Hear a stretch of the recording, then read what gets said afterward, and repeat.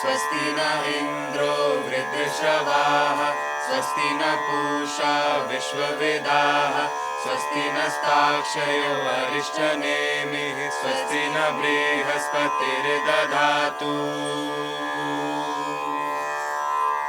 स्वस्ति न इन्द्रो वृद्धश्रवाः स्वस्ति न पूषा विश्ववेदाः स्वस्ति नस्ताक्षर्यो अरिष्टनेमिः स्वस्ति न बृहस्पतिर्दधातु स्वस्ति न इन्द्रो वृद्धश्रवाः स्वस्ति न पूषा विश्ववेदाः स्वस्ति नस्ताक्षर्यो अरिष्टनेमिः स्वस्ति न बृहस्पतिर्दधातु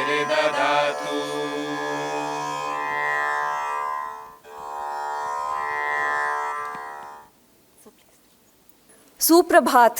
आज संपूर्ण भारतवर्ष से आए गणमान्य शिक्षाविद, प्रख्यात वक्ता, शिक्षा एवं संस्कृति के सुपरिचित महानुभावों का Vivekananda institute of professional studies के इस प्रांगण में मैं अभिनंदन करती हूँ। भारत की यह प्राचीन परंपरा रही है कि जब कभी भी हम कोई कार्य प्रारंभ करते हैं तो उस समय मंगल की कामना करते हैं। स्वस्ति न इंद्रो वृद्धश्रवाः स्वस्ति न पूषा विश्ववेदा स्वस्ति नस्ताक्षर्यो अरिष्टनेमि स्वस्ति नो बृहस्पतिर्दधातु। महती कीर्ति वाले ऐश्वर्यशाली इंद्र हमारा कल्याण करें, जिसको संसार का विज्ञान और जिसका सब पदार्थों में स्मरण है। सबके पोषण करता वे पूषा सूर्य हमारा कल्याण करें, जिनकी चक्रधारा के समान गति को कोई रोक नहीं सकता। वे गरुड़ देव हमारा कल्याण करें। वेदवाणी के स्वामी बृहस्पति हमारा कल्याण करें। वेदों को सनातन धर्म में प्रमाण माना गया है। वेद सबों की आधारशिला है। वेद अनादि है, वेद अपौरुष्य है। वेदों को ईश्वर की प्राणवायु, ईश्वर की श्वास माना जाता है। वेद यानी श्रुति, जिसका श्रवण होता है, जिसको हम सुनते हैं। वेदोच्चारण अभ्यास से, प्रयास से और सुदृढ़ होती है। स्वर, मात्रा, उच्चारण, रीति, गति, इन सभी में दक्षता और निपुणता चाहिए। आज के इस कार्यक्रम की शुरुआत हमारे अंतराक्षर म्यूजिक सोसाइटी के छात्रों ने स्वस्ति मंत्रोच्चारण के साथ किया और हमें खुशी है कि वे प्रयासरत हैं अपनी जड़ों से जुड़ने के लिए। हमारे छात्रों द्वारा किए गए इस स्वस्ति मंत्रोच्चारण के साथ आज इस सभागार में उपस्थित सभी विद्वानों का मैं अपार हर्ष के साथ स्वागत करती हूँ। A very good morning to all of you. It is my privilege to welcome you all to the Symposium on Bharatiya Knowledge System organized by Vivekanand Institute of Professional Studies Technical Campus. Shubham karoti kalyanam arogyam dhan sampada शत्रु बुद्धि विनाशाय दीप ज्योतिर नमस्तुते। मंच पर आसीन सभी माननीय महानुभावों से मैं दीप प्रज्वलन का निवेदन करती हूँ। I request the dignitaries on the stage to light this lamp of knowledge. अस्तो मा सद्गमय तमसो मा ज्योतिर्गमय मृत्यो मा अमृतम गमय।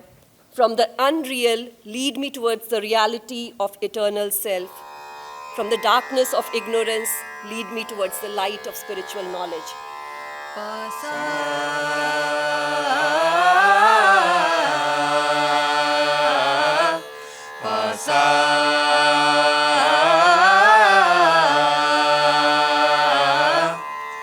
गणनायकाय गणदेवताय गणाध्यक्षाय धीमहि गुणशरीराय गुणमण्डिताय गुणेशानाय धीमहि गुणाधीताय गुणाधीशाय गुणप्रविष्टाय धीमहि एकदन्ताय वक्रतुण्डाय गौरीतनयाय धीमहि गजेशानाय भालचन्द्राय श्रीगणेशाय धीमहि एकदन्ताय वक्रतुण्डाय गौरीतनयाय धीमहि गजेशानाय भालचन्द्राय श्रीगणेशाय धीमहि आसा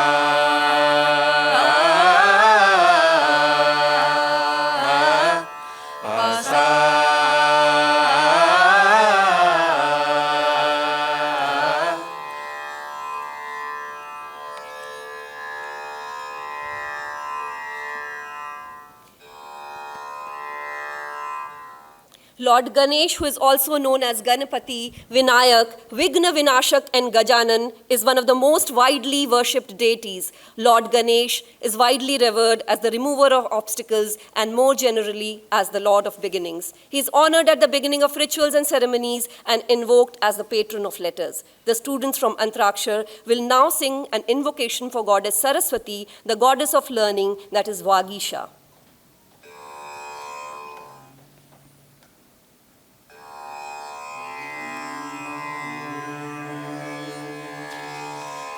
या कुंदेन्दु तुषार हार धवला या शुभ्र वस्त्रावृता या वीणा वरदण्ड मंडित करा या श्वेत padmasana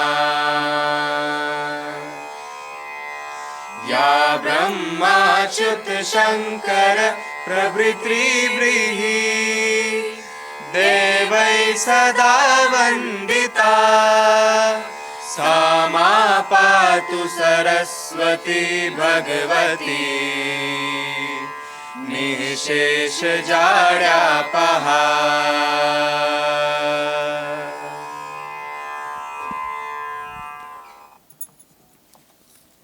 Words, simply words, often fail to carry the intensity of feeling and devotion. But when rendered in shlok and beaded together in the strings of music, they add to the rhythm of life. Music is the elixir of life. Seeping through our ears, reaching our hearts, and touching our souls, it rejuvenates and refreshes our minds. Thank you, Team Antrakshar. Inspired by the teachings of Swami Vivekananda and invoked by Swami Jitatmanandji, an eminent educationist and editor of Prabudh Bharat, Dr. S.C. Vats established Vivekananda Institute of Professional Studies Technical Campus for higher learning, named after Swami Vivekananda-ji, a monk, prophet, and pathfinder. It was established in the year 2000 under the aegis of the Society for Total Revival and National Glory and True Heritage, that is Strength India Educational Society. The institution is affiliated to Guru Gobind Singh Indraprasth University and is accredited grade A++ institution by NAC with a score of 3.58 out of 4. With the teachings and philosophy of Swami Vivekananda embedded deep in its roots, man-making, character building, and nation building have always been its unfailing mission. WIPS TC, as it is popularly called, adheres to value-based education and strives to revive, relive, and restore the traditional values while anchoring today's youth to our cultural ethos. The founder chairman of WIPS TC, Dr. S.C. Vats, has relentlessly nurtured this institute for the past 24 years of its existence. निरंतर अथक प्रयासरत हमारे अध्यक्ष doctor SC. वत्स ने सींचा है शिक्षा के इस वृक्ष विप्स को, जिसकी आज 7 शाखाएं विभिन्न संकायों के रूप में स्थापित है. From a seed to a sapling to a huge banyan tree now, nestling 7 schools, this institute has traversed 24 years in the pursuit of perfection with a perfect gardener at the helm of affairs. It was established initially with 2 programs in law and computer science, and currently it has 7 schools: law, engineering, IT, journalism and mass communication, business studies, economics, and English, running 15 undergraduate and 6 postgraduate programs in all.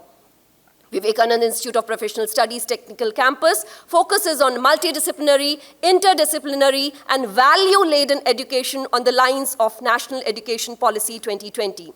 Eminent personalities from different realms have visited the institute and have enriched the students with their domain knowledge, leadership, and experience. It is a proud privilege, a wonderful opportunity for us to organize this 2-day symposium where we don't have 1 or 2, but an entire list of stellar personalities with us today. Give a huge round of applause.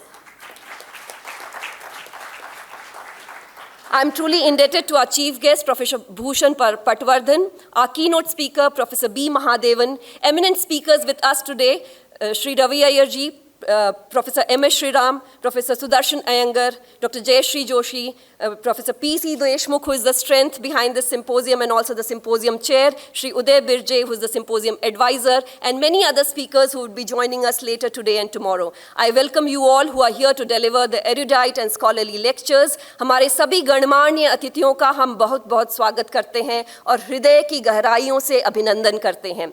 In equal breath, I welcome our chairman, Sir Dr. S.C. Vats, our vice chairman, Shri Vineet Vats, Professor Subba Rao, chairperson of VS LLS, the participant audience amongst whom we have Professor Ratan Sharma, emeritus professor, our esteemed chairperson, Professor Supriya Madan, chairperson of VSIT, the school deans, faculty, and students. I will now request our chairman, Sir Dr. S.C. Vats, to felicitate our chief guest, Professor Dr. Bhushan Patwardhan.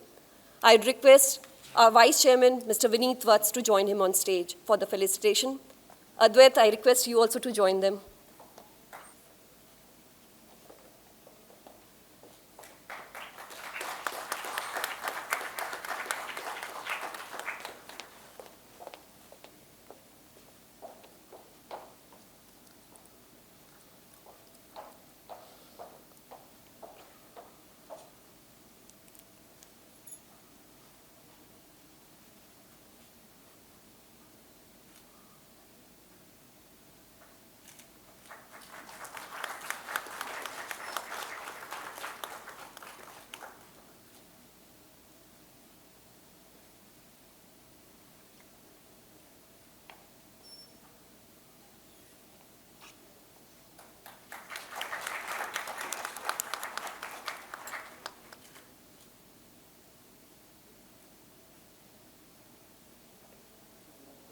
Bitte?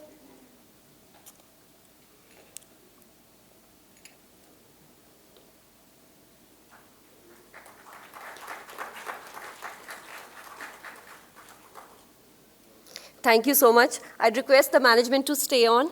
Thank you, Professor Bhushan. And I'd now request the keynote speaker, Professor B. Mahadevan, to step ahead for the felicitation. Advait, stay on.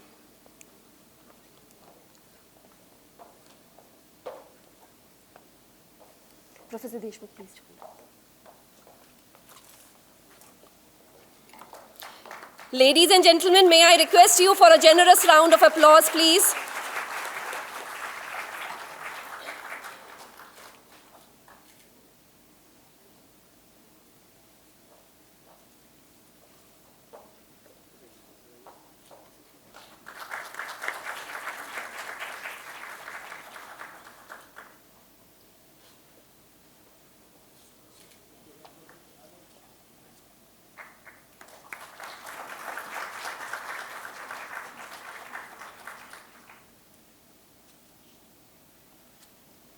Thank you so much.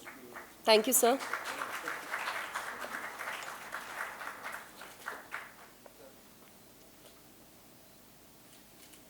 Thank you, sir. Thank you. To have this unique constellation of bright stars together for BKS Symposium in this auditorium today, a lot of planning and coordination has been charted out by our symposium chair, Professor P.C. Deshmukh, who has been a true force behind it. It takes a long wait to arrive at a momentous date, and finally the date has arrived. Thank you all for joining us here today. The Symposium on Bharatiya Knowledge System, with so many academic luminaries, is heralding a new chapter at WIPS. It's a threshold, a gateway, a landmark day. It is the turning of a new page from the rich treasure trove of our Bharatiya Gyan Parampara. It is time to give you a sneak peek and see what in this symposium you would seek. To set out the tone of the symposium, its understanding and significance, to let you know the purpose, the importance, and the relevance, to let you delve deeper in Bharatiya knowledge system and its fragrance, to bring out the Indian gems in astronomy, Ayurveda, mathematics in its true essence, to take you to the idea behind the BKS, yearning for its excellence, I would call upon the symposium chair, who has given his guidance right from conceptualizing the idea to its execution and exuberance. Professor P.C. Deshmukh, sir, I invite you for an introduction to BKS.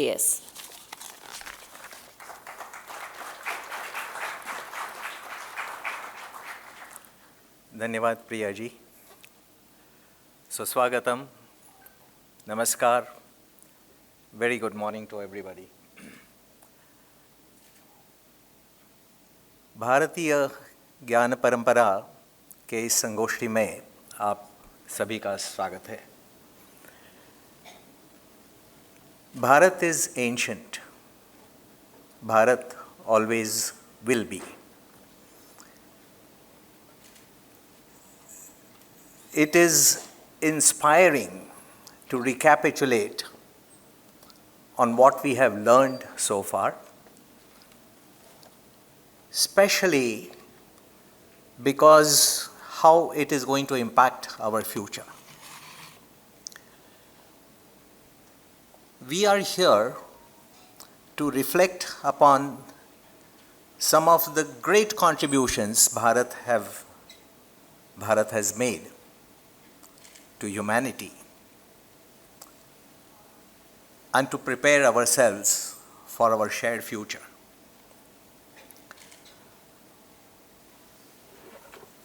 In the last few years, the term Indian knowledge system has come to be used quite a bit. It has made great contributions. It has awakened Bharat. And people who have engineered this change are here. Many of them are here. I'm very grateful to all of you, sir. You have brought about these changes which are inspiring and which are transforming Bharat. I feel like a dwarf amongst giants here. These are intellectual giants. We, however, humbly submit that a proper noun should not be improper. And what is Bharatiya knowledge system should be referred to as Bharatiya knowledge system and not as Indian knowledge system. The word India or Indian is a 2% aberration in 10,000 years of Bharat's rich itihas.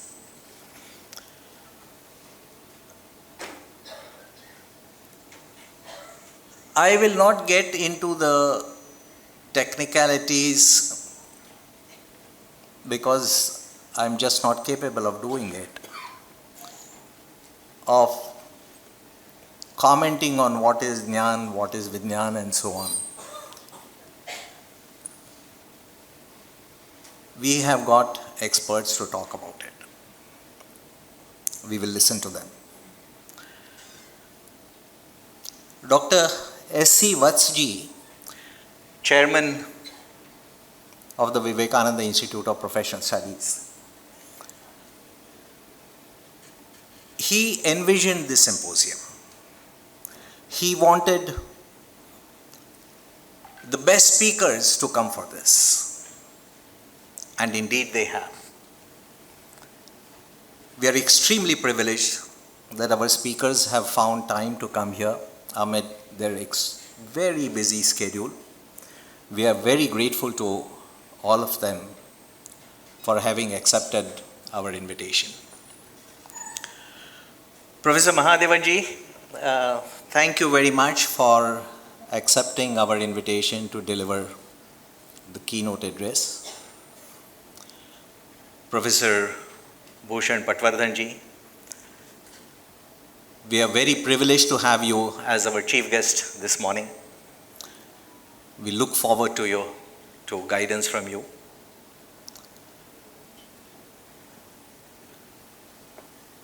Dr. Priyaji has already set the stage.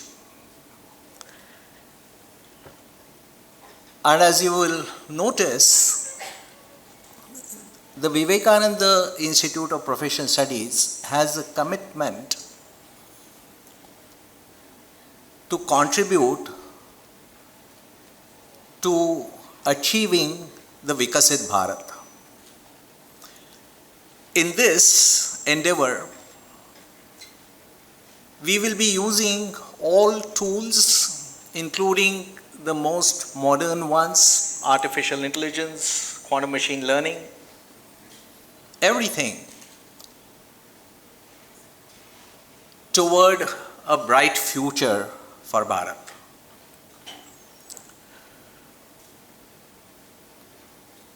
Bharat's future is very promising.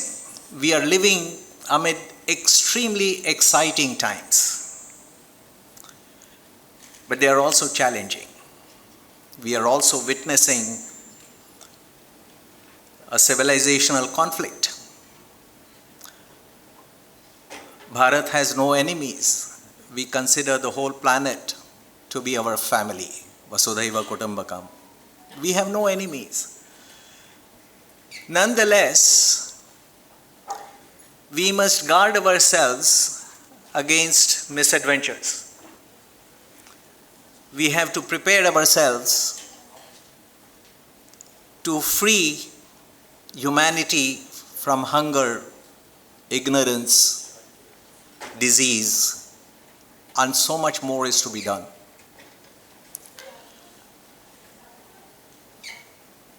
Ignorance is untrue. Knowledge is truth. And we are here to learn about knowledge in the Bharatiya Parampara. There is so much more to learn. Our focus, our focal attention will be on the future as we reflect on our inspirational past. Truth and knowledge go together. And with such eminent experts to talk about knowledge, I do not intend to stand between you and them. I will just recall a quotation by Swami Vivekananda. He said, everything can be sacrificed for truth, but truth cannot be sacrificed for anything. This will be our inspiration throughout the symposium. Thank you very much. Thank you so much, sir. From physics to metaphysics, from Sanskrit to Sanskriti, that was truly insightful. Our chief guest, Professor Bhushan Patwardhan, is a highly cited biomedical scientist and ethnopharmacologist involved in transdisciplinary research on Ayurveda and traditional medicine. Currently, he is the National Research Professor at the Ministry of Ayush and a distinguished professor and former director at School of Health Sciences at Savitribai Phule Pune University. He is also adjunct professor at NICM Health Research Institute, Western Sydney University, Australia. He served as the chairman of the Interdisciplinary Ayush R&D Task Force on COVID-19 and India lead at WHO Global Center for Traditional Medicine Task Force. He is also a member of Lancet Citizens Commission on Reimagining India's Health System. He has worked as an academic head of Manipal Education Group, Director Institute of Ayurveda and Integrative Medicine, Bangalore, Vice Chancellor, Deemed University in Pune, and visiting professor at Indian Institute of Advanced Studies, Shimla. He has worked on boards of several universities and has served as the Vice Chairman of the University Grants Commission, New Delhi. He has been the chairman of the Executive Committee at NAC and the former chairman of Indian Council for Social Science and Research, ICSSR. Professor Patwardhan has also served as a member of various important national committees, Council for Scientific and Industrial Research, Department of Science and Technology, Department of Biotechnology, Central Council for Research in Ayurvedic Sciences, and Indian Council of Medical Research. He has worked on several policy-making committees and task forces of National Knowledge Commission, Planning Commission, Niti Aayog, and Ministry of Ayush. In addition, he is a founder, editor-in-chief of Journal of Ayurveda and Integrative Medicine, published by Elsevier, and is on the editorial boards of many reputed journals. He has received his Master of Science from Ahmednagar College and his PhD in Biochemistry from Savitribai Phule Pune University and the Haffkin Institute of Mumbai. Professor Patwardhan's research was on traditional medicine, Ayurveda, and natural products. After attending university, he has worked in the pharmaceutical industry to develop herbal medicines based on Ayurvedic teaching. His main body of work has been in evidence-based Ayurveda, ethnopharmacology, drug development, and the role of traditional medicines in public health. He has made considerable contributions to immunopharmacology, integrative health, and public health through original research on the role of traditional medicine in affordable health care, natural product drug development, ethnopharmacology, and Ayurvedic biology. He used an array of advanced technologies for the identification, separation, and standardization of botanical pharmaceuticals. He developed novel pharmacological models to study botanical immune adjuvants and created holistic clinical protocols that gave a unique identity to contemporary research in Ayurveda. His pioneering work on the genetic basis of Prakriti has led to the concept of Ayugenomics, which can influence research in epidemiology, pharmacogenetics, and personalized medicine. His scholarly books, Integrative Approaches for Health and Innovative Approaches to Drug Discovery, both published by academic press Elsevier, have received excellent reviews. His research account, spanning 30 years of contribution, is evidence-based Ayurveda, in Nature, he published his worldview article on predatory publishing. He is the topmost cited author in the field of Ayurveda with over 14,915 citations and is listed amongst the world's top 2% scientists by Stanford University study. He has received several research grants and has guided many PhD students. He has more than 250 publications which have 9,000 and above citations to his credit, and he holds 8 Indian patents and 2 US patents with over 8,500 citations. He has delivered guest lectures on the national and international scale, including those at the UN, WHO, and the Indian Pharmacological Society. He has given guest lectures at many universities, which include the University of California, the University of Illinois, George Washington University, Johns Hopkins University, MIT, and Harvard. He was awarded Shastra Mahamana Award 2024 for excellent contributions to scientific research on Indian knowledge systems. He is a recipient of many orations and awards, including Sri Ramnath Chopra Oration, Vladimir Haffkin Oration, Dr. C. Dwarkanath Oration, Dr. P.K. Devi Oration, and V.K. Jog Best Teacher Award. His new book, Genome to Om, Evolving Journey of Modern Science to Meta-Science, presents a unique perspective regarding science and spirituality, blending ethical, moral, and spiritual insights while recognizing the interconnectedness of all aspects of life. It emphasizes a holistic scientific approach, talking of the marvels of science and technology and the consequent perils that have engulfed all living beings and the planet itself. Genome represents the dynamic modern science, while Om embodies universal consciousness as the ultimate reality.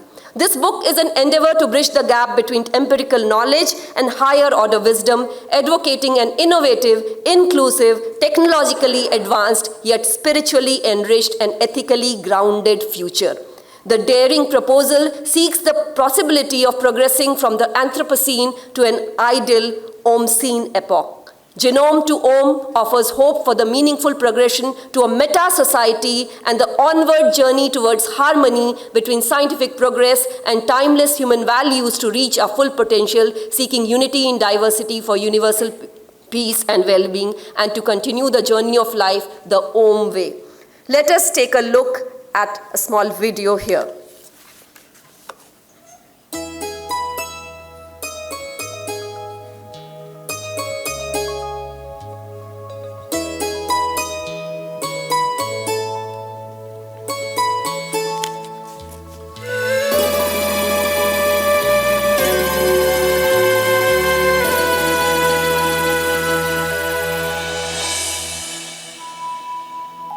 ओम उदय है ज्ञान मार्ग का,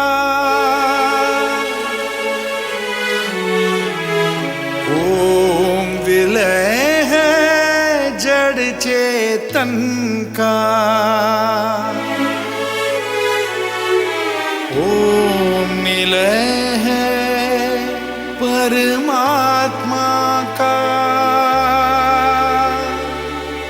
ओम स्वयं की धारा है।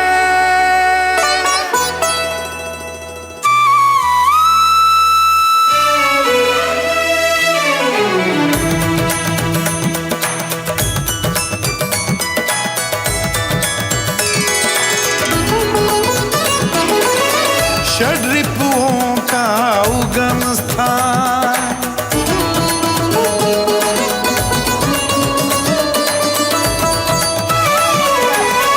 षड्रिपुओं का उगम स्थान अज्ञान घोर अंधियारा है। षड्रिपुओं का उगम स्थान अज्ञान घोर अंधियारा है। जागृत कर दे और सुहानी, जागृत कर दे। ज्ञान मार्ग उजियारा है, ज्ञान मार्ग उजियारा है, ज्ञान मार्ग उजियारा है, उजियारा है, उजियारा है।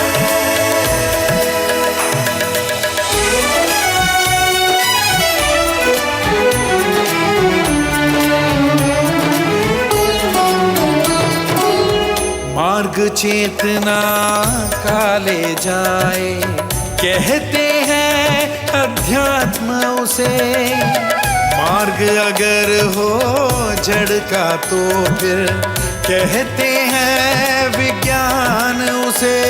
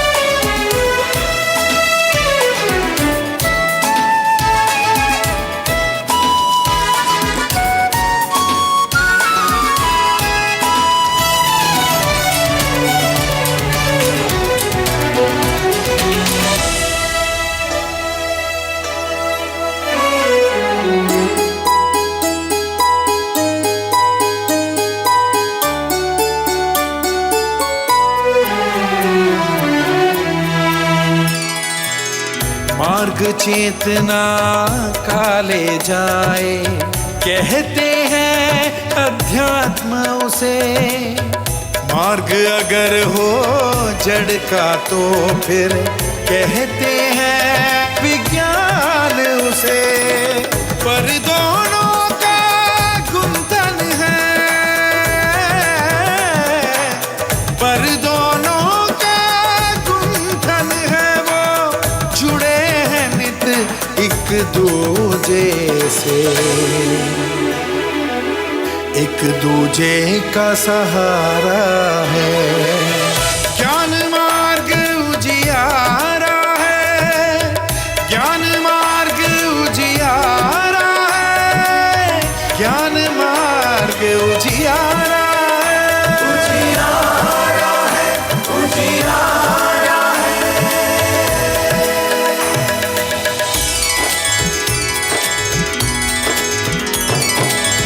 जो है भीतर वो है बाहर, पिंड में ही ब्रह्मांड बसा है। घर तुमने जाना है खुद को, तो तुमने सब जान लिया है।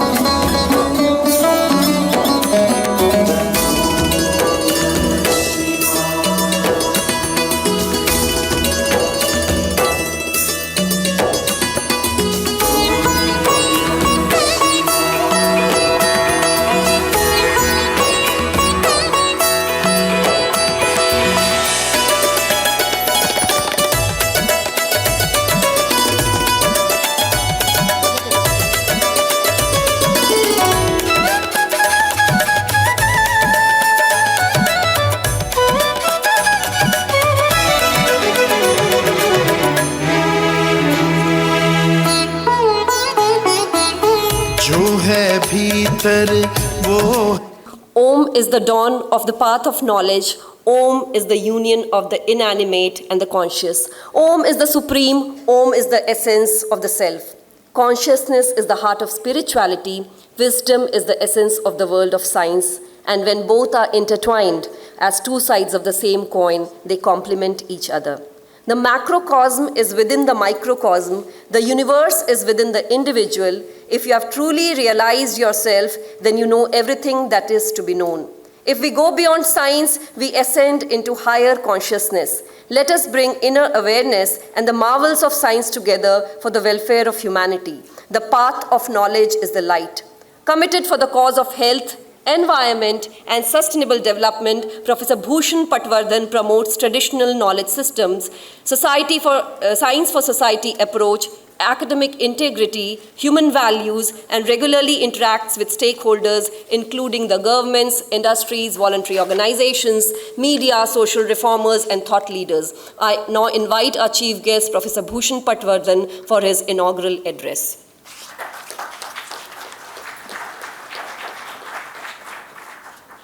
सबको मेरा प्रणाम.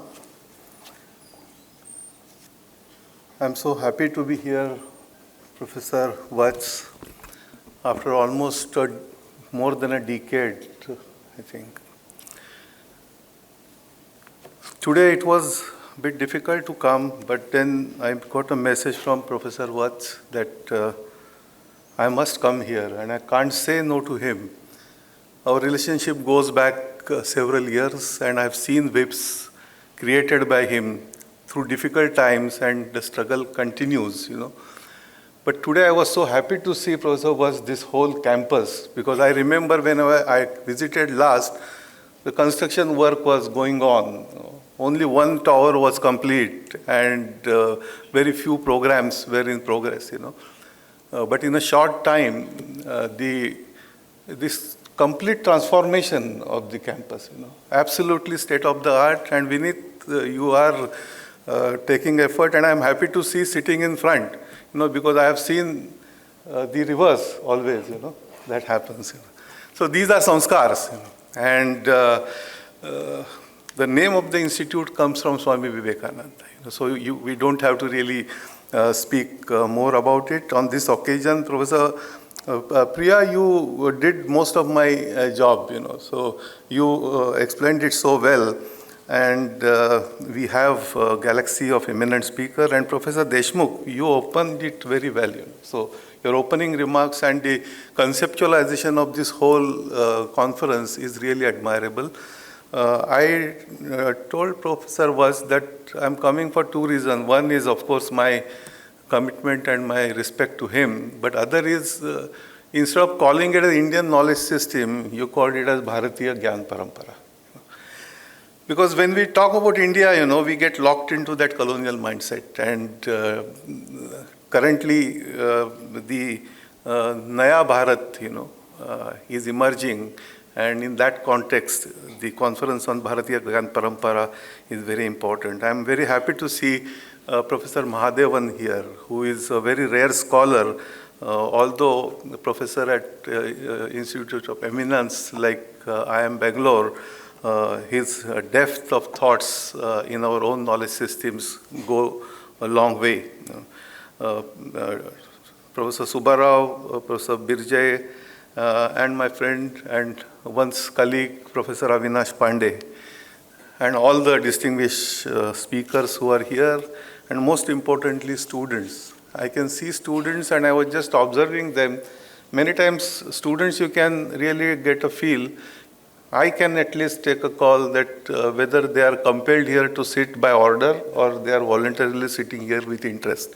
So I can see the faces of the students with curiosity, and I think this is not a very common sight in many education institutes. So congratulations to all the students who could say and thought that attending a program on Bharatiya Gyan Parampara is also important, along with your lessons in management, law, communication, and other disciplines. I am basically a science student, I am a biology student, and So I always thought that science is incomplete unless it walks with humanities and social sciences. And so I wanted to express these thoughts by way of art, performance, based on our own systems. And that's why a short film, which you saw, actually captures what I want to tell you. I must tell you that while science has progressed so much, and 21st century we can see cutting-edge science not only through artificial intelligence, which is now scaring us, but also biotechnological developments, which also is scaring us with CRISPR-like gene editing technologies which are coming up. But by and large, although science has progressed tremendously during especially last 2 centuries, and we have seen that Enlightenment time and the Renaissance time, if you really look at the history, by and large, the so-called modern science, has been used more for our own ego, for satisfying our own ego, our own comforts. We get all the comfort for our own profits, for our own desires, and not that much for the benefit of people or for nature. So I think that modern science, there is a time now to take a pause, look back, and see the trajectory which we have taken. Is it the right trajectory? And I thought that the direction for changing that trajectory can come through ancient knowledge systems. And ancient knowledge systems not only coming from Bharatiya Gyan Parampara, but there are ancient knowledge systems all over, because Vasudhaiva Kutumbakam, which was talked by Professor Deshmukh, is actually a spirit of our knowledge system here. And so the book which Priyaji talked about, the Genome to Om, when I conceptualized it earlier, when I was working on genetics, at that time I read Ishavasya Upanishad, and I was stunned by the wisdom which is there, and especially the Shanti mantra or Purna mantra, Om Purnamadah Purnamidam Purnat Purnamudachyate Purnasya Purnamadaya Purnamevayashyate. What is this? It says that this is complete, that is complete. If you remove something from complete, what remains is also complete. What you have removed is also complete. And I said, oh, this is the definition of genome. Because those who have studied genome, would know that whole genome, be it human or any other creature, it's complete. If you remove something, now it has potential to grow again in the original form, and what remains also can regain. So this is completely I thought that there are such hidden gems in our own knowledge systems which we must bring it back, on table. So we did this work, and the new discipline has emerged now from that small work which we did in the first thermocycler which came on the campus in 2002 in a small laboratory. That small work which we did to show genetic basis of Ayurvedic concept of Prakriti, Vat, Pitta, Kapha has emerged into an entirely new branch in biology now known as Ayurgenomics. Earlier we used to believe that if we are having some problem, doctor will give you a medicine and that medicine will be common to all. That was the general in modern medicine. I don't call it as modern medicine, because what is modernity? Modernity is evolving tradition. There is nothing like modern medicine. I call it allopathic medicine. It is essentially allopathic medicine. They call it evidence-based medicine. I will not talk about this more, because what is evidence is again becomes a question, because on one side in allopathy, several drugs which we develop, many published work which is published in reputed journal is non-reproducible. So what kind of evidence we are talking about? There are several questions which are emerging in modern science today. But the issue is today we are facing innovation deficit. The starvation of ideas, new ideas. And other than artificial intelligence, really what you see, or to some extent in genetics, there are hardly any breakthrough in discoveries are coming up. If you look at last Nobel Prizes given to last, say, 5 years or 6 years, you will see that many of them have origin in the thoughts of Bharatiya Gyan Parampara. For instance, 2018 Nobel Prize was given for autophagy. Now, what is autophagy? Autophagy is essentially, they are telling fasting has therapeutic effect. If you fast, just fasting can cure your cancers, different types of cancers. And that kind of a work received Nobel Prize, And fasting is part of our culture, but nobody looked at fasting as a question of science. If we would have looked at it with respect, probably that prize could have got to India.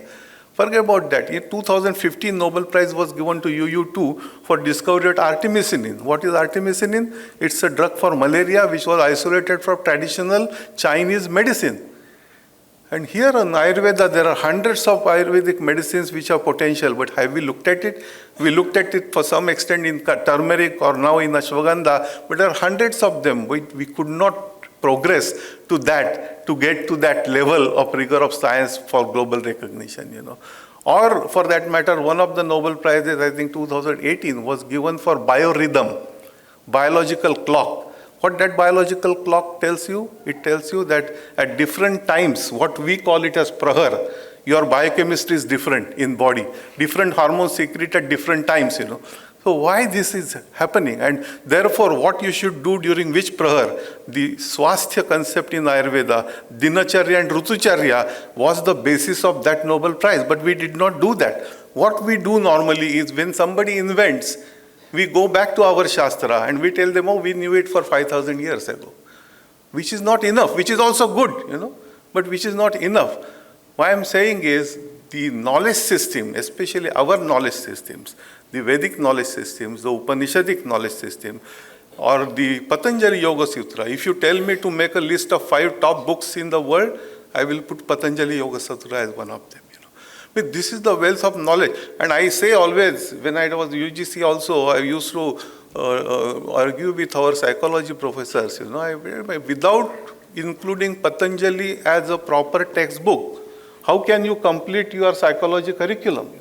I have not seen such a profound concepts which are coming from these knowledge systems. So what I'm trying to tell you is our knowledge systems are sources of innovation which overseas people are taking advantage of. I was just mentioning to Professor Mahadevan that that Ikigai has become one of the bestseller. Who wrote it? They are Spanish authors. They are not Japanese guys, They are Spanish authors. And the same duo of authors who wrote Ikigai has last month published another book, and you will be surprised if you have not seen that book yet. I was surprised when I saw that on the bookshop in airport just 2 days ago. The name of the book is Purushartha. Purushartha, like Ikigai. Ikigai is what? Purpose of life. And what Purushartha is, it is even more profound concept than what Ikigai is telling us. So those authors from Spain, they are writing about Purushartha to make it global. And what are we doing here? We are actually not looking at our knowledge systems with respect because of the colonial mindset. We always think that whatever comes from West is good. That has been put in our mind, through our education. It has been put in our mind. I call it as monocultural dominance. We have this monocultural dominance in our mind, and we are slowly coming out of it, because of people like Professor Mahadevan who boldly talks about it, Earlier days, talking about this was also not considered fashion. Today also it is not considered, it is not digested. If you start talking about how was our glorious past our war, no, even in our schools, we have not been taught. We may have known Archimedes' Eureka, but we did not read anything about Patanjali in our school. Why? So now, because of this new movement, Bharatiya Gyan Parampara, and the confidence that our Prime Minister and others are giving it to us, to talk about it proudly, is making this change.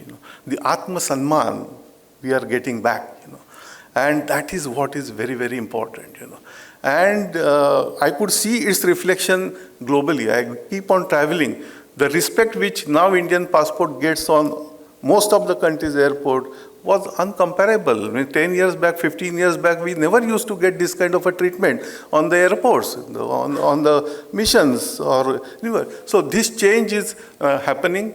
I would say that while I tell you, or I told you all these positive points, I also want to warn before I conclude.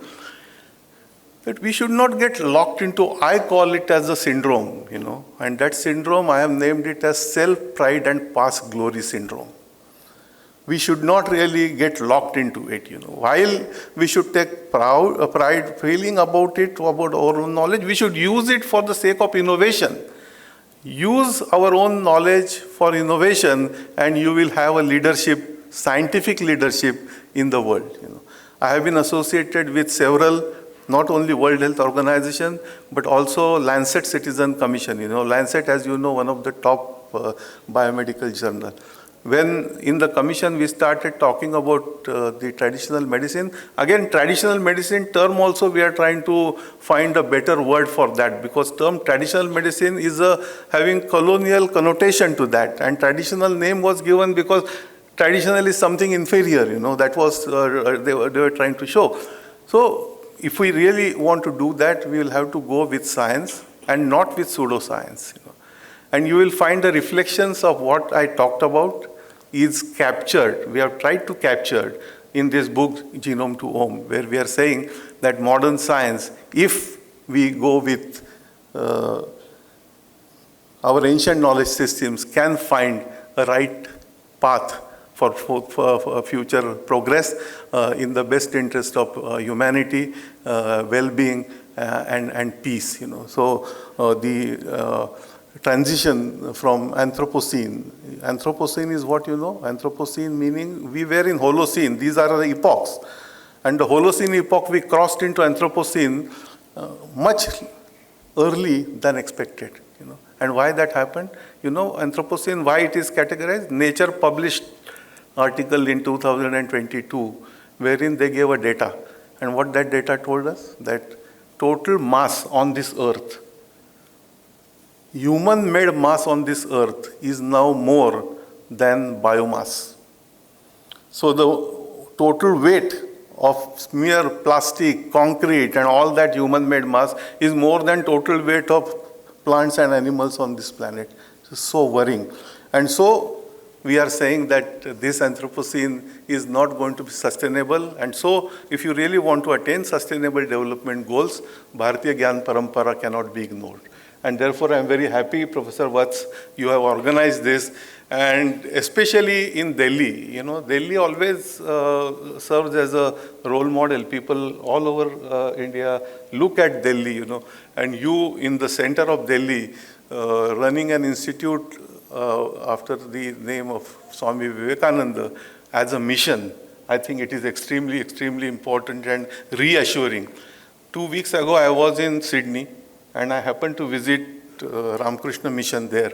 And I met the chief of Ramakrishna Mission there, Swami, who is 99-year-old. Imagine 99-year-old Swami. When I was talking to him, he told me first, he said, Swami Vivekananda said, best of the East and best of the West should come together for universal well-being. And therefore, he liked this idea of the book very much. But I said, Swamiji, what are your plans? At 99, after hitting by COVID 2 times, still he's so agile and active. He said that my plan now is by next year, I will establish a college after the name of Swami Vivekananda. So Vivekananda College in Sydney. And within 5 years, it will be converted into Vivekananda University in Australia. They already have acquired land. Government has given them land. So imagine the strength of our people. At 99-year-old, somebody is really planning for next 5 years conceiving a university in some different continent. So this is what is the strength of our history, our culture, our knowledge, our upbringing, our sanskar, I would say. They are very important, and I'm very happy that you are carrying forward those sanskars in new generation. This is a God's work, and I wish you all the best. Namaskar, Jai Hind, Jai Bharat. Oh yeah. As a representative gesture from all of us, I thought that I should give away this copy of this book to Professor Mahadevan, representing all of us, whom I respect very much for the Indian knowledge system, Bharatiya Gyan Parampara.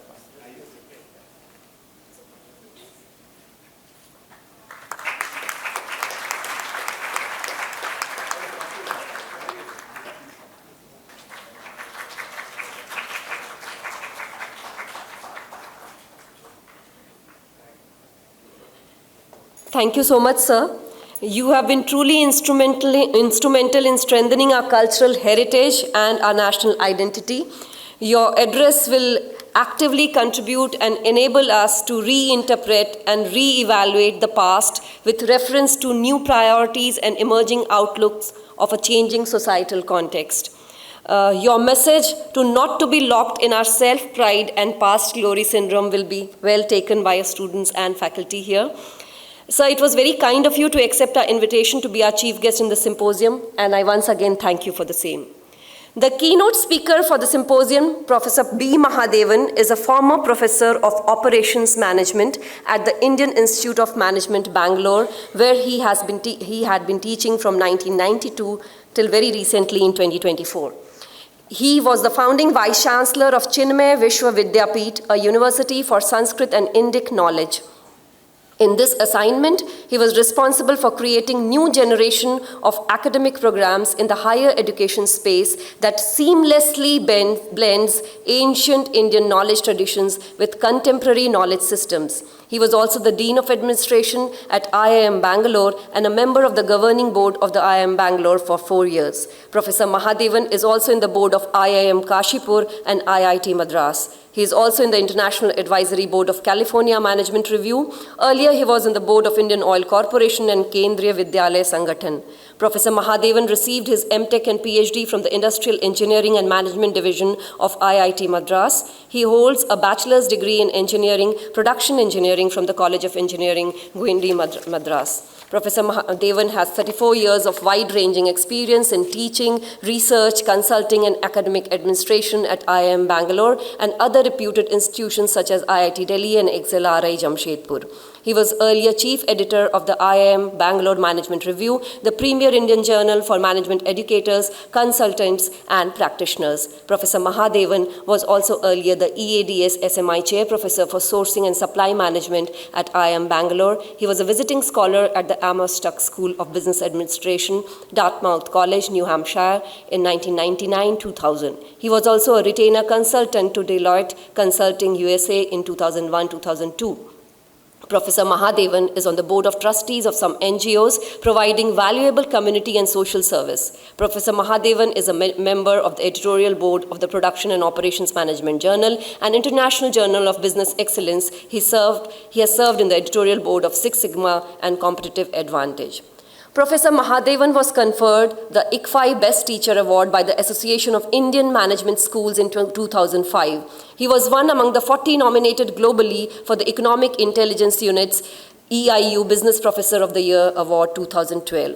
Besides being on the advisory boards of several business schools and management journals in India, Professor Mahadevan has published several of his research findings in leading international journals such as the California Management Review, European Journal of Operations Research, Interfaces Production and Operation Management Journal, International Journal of Production Research, International Journal of Technology Management, Asian Journal of Operation Management. The list goes on. It's International Journal of Yoga, Vikalp, South Asian Journal of Management, and it is a very long list. His research interests include supply chain management issues in e-markets and e-auction and design of services with customer co-creation of values. He recently co-authored a book, Introduction to Indian Knowledge Systems, Concepts and Applications, which is a seminal book prescribed for Indian Knowledge System IKS under NEP 2020. Professor Mahadevan has been playing a very significant role in the field of Sanskrit and Sanskriti for the past 20 years. Today, Professor Mahadevan will be talking about the Indian knowledge system as treasure in the wooden box. India is a nation with a long civilizational history with recorded history, cultural artifacts, and evidence pointing to more than 5 millennia of existence. Despite a continuous onslaught of foreign invasions for more than a millennium, the knowledge practices developed by Indians had remained almost intact and were passed on orally down the generations. The existing knowledge repository needs to be distilled and rewritten lucidly and arranged in a structured fashion in the form of textbooks so that curricula could be designed to offer IKS-based courses in the universities. The talk formally introduces the notion of IKS and brings to the fore some snippets of IKS. It briefly highlights several notable contributions made by the Indian society in areas such as mathematics, astronomy, town planning, metals and metalworking, health and public administration, to name a few. Our keynote speaker argues why it is important to introduce IKS into the curriculum and shares his ideas on how one can rekindle our interest in IKS and resume our journey into the future. I now invite Professor Mahadevan for his keynote address. Namassabhabhyam Sabhapatischa. I am extremely happy to be here on this very important seminar in the Bharatiya knowledge system. I have probably in the last 2-3 years, some 30-40 seminars I would have attended, spoken. But when I walked in today here, I felt this was a slightly different campus. I still don't know why I felt like that. Thank you for inviting me here, Professor Vats, and I must thank Professor Deshmukh also for this opportunity to be here with you. Before I share some thoughts with you, let me start with Rig Veda is our oldest known repository of knowledge. So let me just start with one quote from Rig Veda before we really move on, because I really like this, so I thought I will. So this is a Rig Veda has very beautiful suktas, 10,778 mantras organized in 10 mandalas and so on. So from the 10th mandala, I just wanted to quote something to you. Nasadasino tada asit tadanim nasid vyoma paroyat kimavari vakuhakasya sharman kima ashit Gahanam gabhiram na mrityura asidamritam na tarhi naratrya anha asit praketaha anidavatam swadaya tadekam tatsmatan yenna parakinchanasa. I just quoted 2 mantras from a sukta called Nasadiya Sukta. You may be wondering why I am actually reciting Nasadiya Sukta here. Because whenever I recited this and asked people, 95% of them think a Purohit has come to do some puja. Because the moment you do a Vedic chant, and then people think, oh, Purohit has come, some puja is going to happen. Little people know this Sukta, which has 8 mantras called Nasadiya Suktam. If you go and just Google, there are a lot of foreigners who are trying to read it, because there is a very beautiful speculation of the origin of the universe in these 8 mantras. Because our rishis were very keenly interested in cosmogony, cosmology. In fact, in all our Puranas, in the Panchalakshana of Puranas, one Lakshana is to talk about cosmogony. So it's no wonder that there is this natural curiosity to know about the origin of, Sarga, some Visarga, and all those are part of Vamshottara, all those are Panchalakshanas are there. So the reason I recited here before I wanted to start my talk is to tell you that today average well-educated Indians are completely unaware of what is contained in our Vedas. They think in a moment you recite it in a particular way and then so Purohit has come, some puja is going to happen. There are a lot of scientific ideas, there are a lot of interesting speculations, there are a lot of mind-expanding thoughts. That's what we need today. Professor Bhushanji talked about innovation and all that. Our rishis were very, very keen that only an expanding mind is a mind which can inquire very well, without any assumptions, any constraints. We should be able to think. We were known to be like that. for whatever reasons, in the last 200, 300 years, we have been compartmentalized in a particular way and we have been asked to think in a particular way and so on. Anyway, that's okay. That in no way prevents us in rediscovering our own strengths and our own beliefs in what we need to do in our life and so on. Anyway, what I will do, is there a presentation? I shared a presentation. Can you just, yeah, thank you. So let me just take you through a little bit of Indian knowledge system. And there's an interesting background to this. I wrote a book on this. The former AICT chairman, who happens to be my good friend, once requested, why don't you write a book? Sometimes you foolishly agree something without knowing what you are doing. But then I had the guidance of, at least two of them were sitting here. Professor Shriram is here, Professor M.D. Srinivas is here. I could really benefit from their vast expertise. And finally we end up writing a book. And I thought I will share some of those ideas from the book. Of course, a 400-page book, you can't really talk in about 30 minutes, 45 minutes. But nevertheless, I wanted to give a little sense of what we can look for. There was one strong thought in me even before we started writing the book, and that was what Patordanji was also saying, that there is no point in merely glorifying the past. A lot of people end up doing that. They are also not doing for any wrong reason. I mean, it's just that when you see it so good, you start saying everything is there, everything is good, and so on.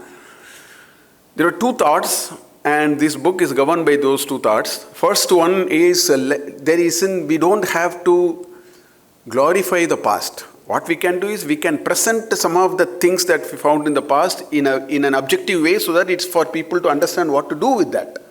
That's one.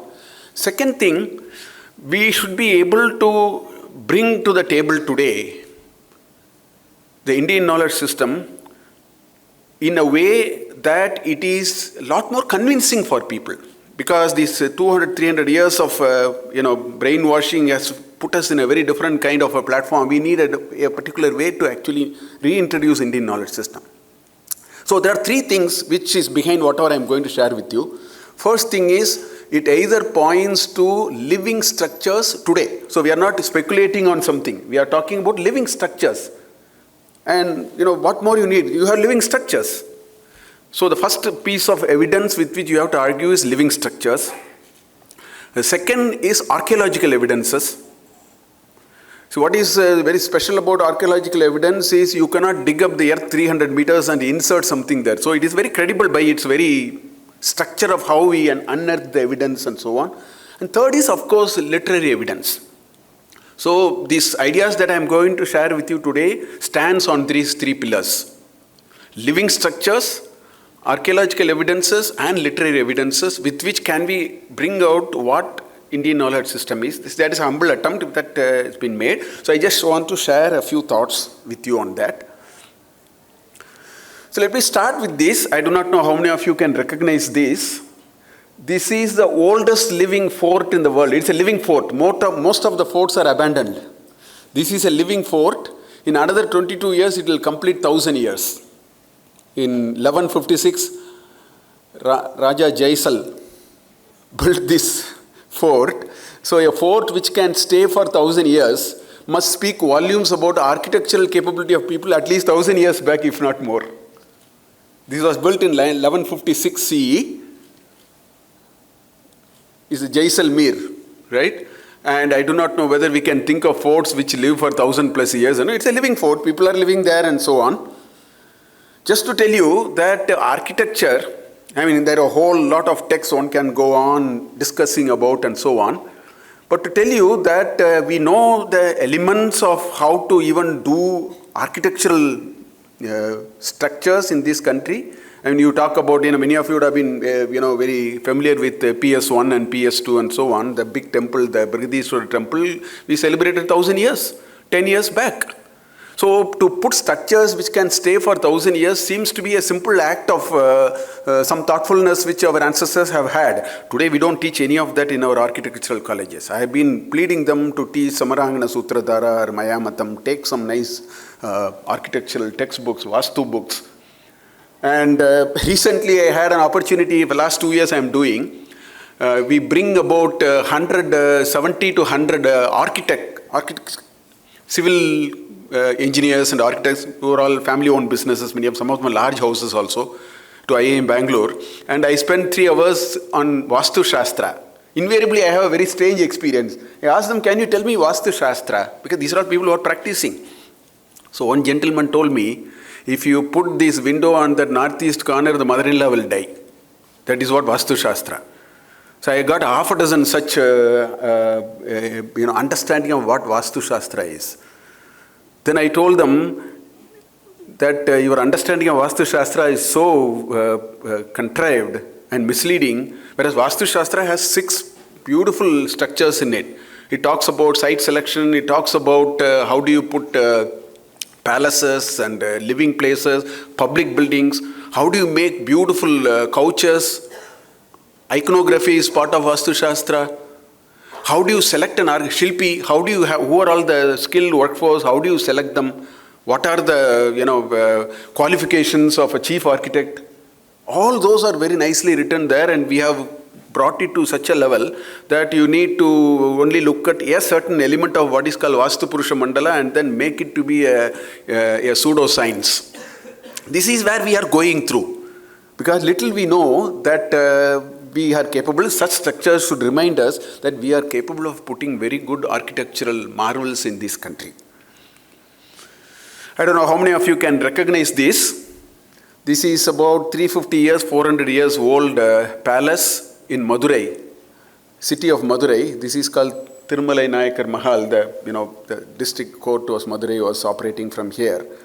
Today you go there, the place looks very abandoned. This is the respect we give for such structures, and large structure without pillars in between. There are civil engineers who will understand how difficult it is to make a large structure without supporting pillars not closer by. And if you need a large hall, there's no point in having pillars. The visibility is gone. Whereas our Vastu texts have actually discussed about these designs. How do you design a sabha? For example, you will find in Samarangana Sutradhara, there are 8 different types of designs have been proposed for sabha constructions. So one can keep on going in every channel of knowledge that one can think of. One can see, something can stay for 400 years and it looks, they have just recently painted it, that's where I found this photograph. So it looks slightly better than what it was 20 years back. But the fact that you know how to put large sabhas, like our Rashtrapati Bhavan, we will have the main assembly hall and so on. Our architectural giants knew how to put up such structures. That's another indication that we ought to be very good in architecture, right? There are actually discussions of 56 roomed houses, 12-story buildings. And what is so special about Vastu Shastra is there is a lot of details. Beyond a point, I am unable to get into the detail because you need to know some technicalities of that. So many measurements of proportions, all those are available. It's not a very superficial kind of a discussion of what it is and so on. Again, I do not know how many of you can recognize this. There are only 5 dams in the world which were 2000 years and beyond. And there is only one dam which is surviving. This is the dam. This is in India. This is the only dam of the 5 of that vintage which is still in use. This is in a place called Tiruchirappalli. This is called the Grand Anaikat. Kallanai, they call it as Kallanai. This was put by Karikal Chola, 2nd century CE probably, within 1800 years or 1900 years or whatever. So this is built 1800 years back. All other dams of this vintage are no longer existing. This is the only one which is surviving. Again, to tell you that it talks about during Sangam period in Tamil Nadu, for example, Professor Srinivas has also written something about it. I have looked at some of his works. How we have been very good in what, if I have to use today's terms, we were good in watershed management. And there are Uttaramerur inscriptions which talk about how do you manage, how do you have a system by which you can make sure that these natural resources are put to gainful use. Very detailed things are available to us, right? So the Grand Anaikat, world's oldest still in use dam, being the 4th oldest dam in that group, okay? In 1804, the British raised the height of the dam by 27 inches. I was giving this talk somewhere, and one of my colleague from IIT Madras called me and said last year or a year and a half, there was a PhD thesis submitted in IIT Delhi, which studied this dam.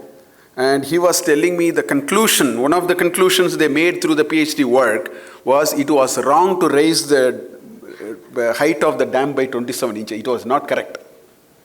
And the PhD thesis actually argued that the reason why that dam height was kept to that level is over a period of every 6 or 7 years there is a hydrological cycle, and there must be an overflow of water and then do something for the downstream landscape to make it sustainable.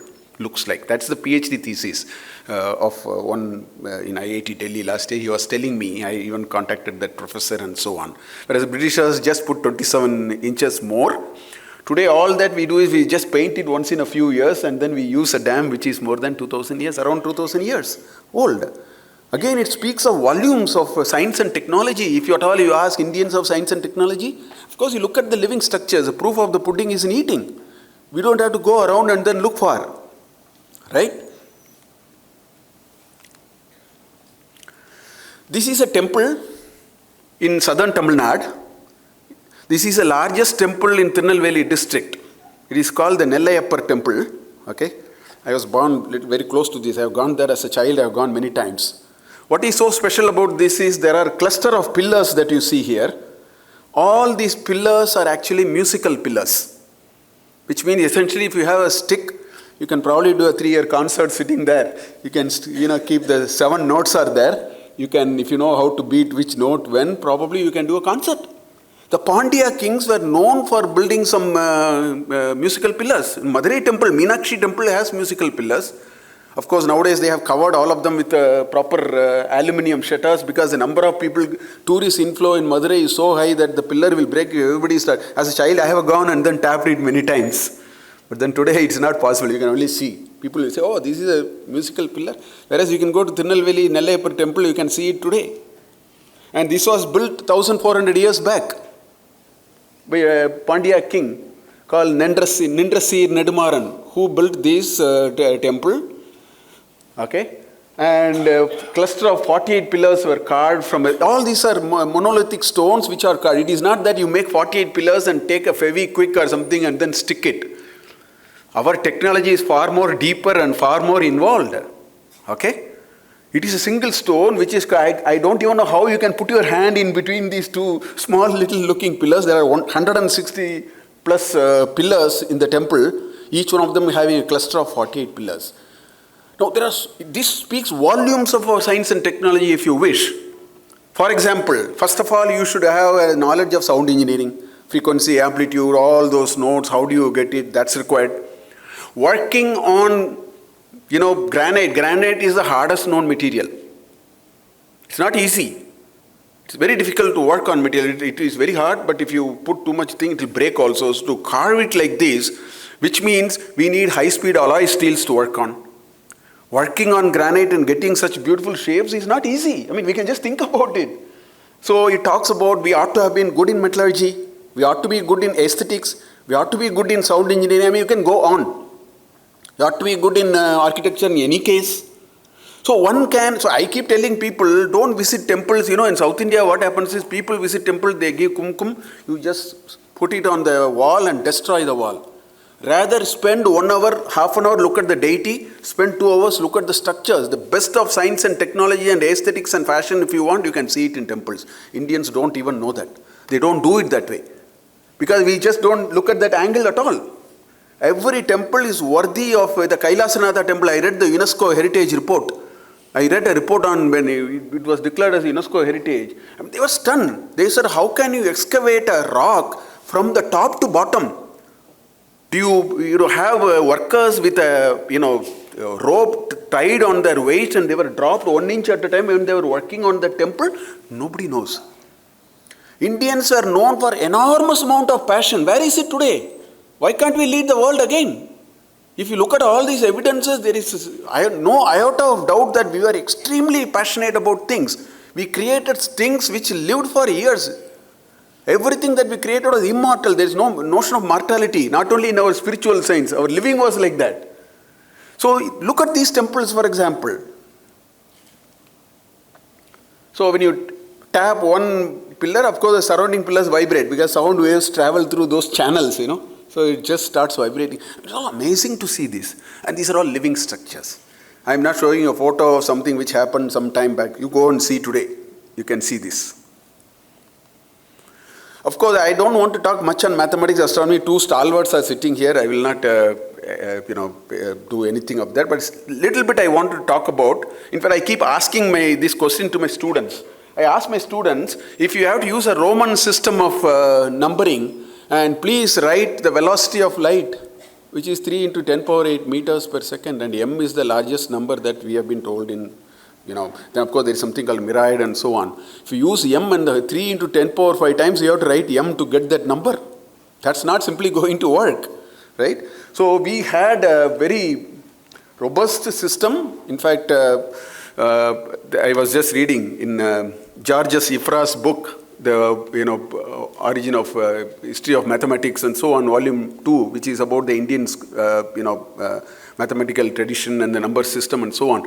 There is an episode where he talks about Swayamvara for Gautama Buddha, because he was prince of Kapilavastu before he became Buddha. The Swayamvara was a quiz on mathematics, and the sage Arjuna asked him to tell the number which is Tallakshana, 10 power 49.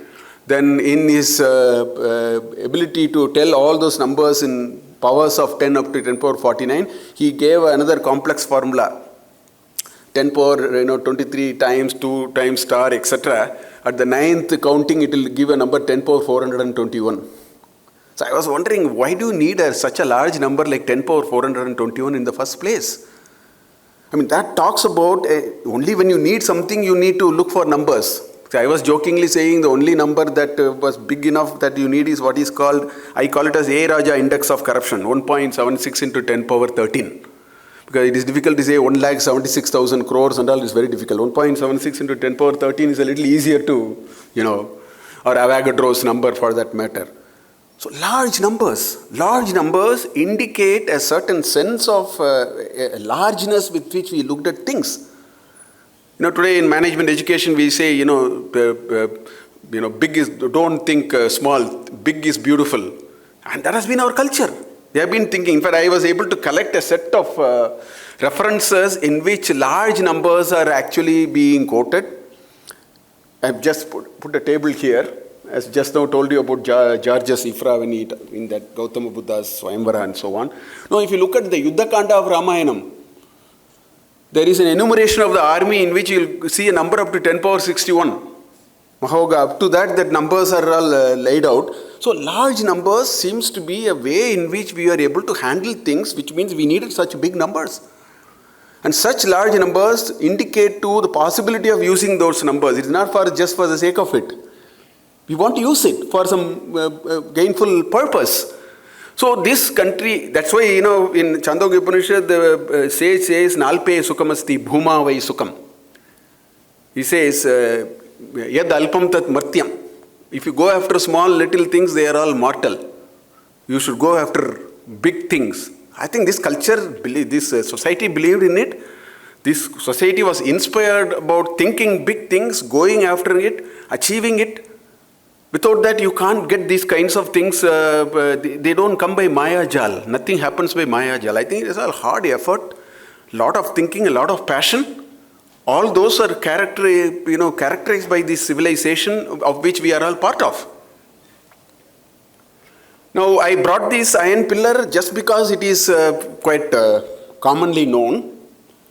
So, this iron pillar, as we all know, is about 1,700 years old. Initially, it was in Udayagiri, somewhere near Orissa. Then, in the 10th century, I think it was brought and put to where it is now in Qutub Minar.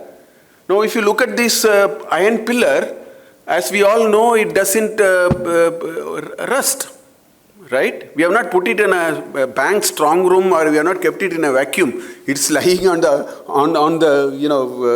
it's exposed to the vagaries of sun and moon and rain and whatnot. Still, it is refusing to corrode, corrosion resistance.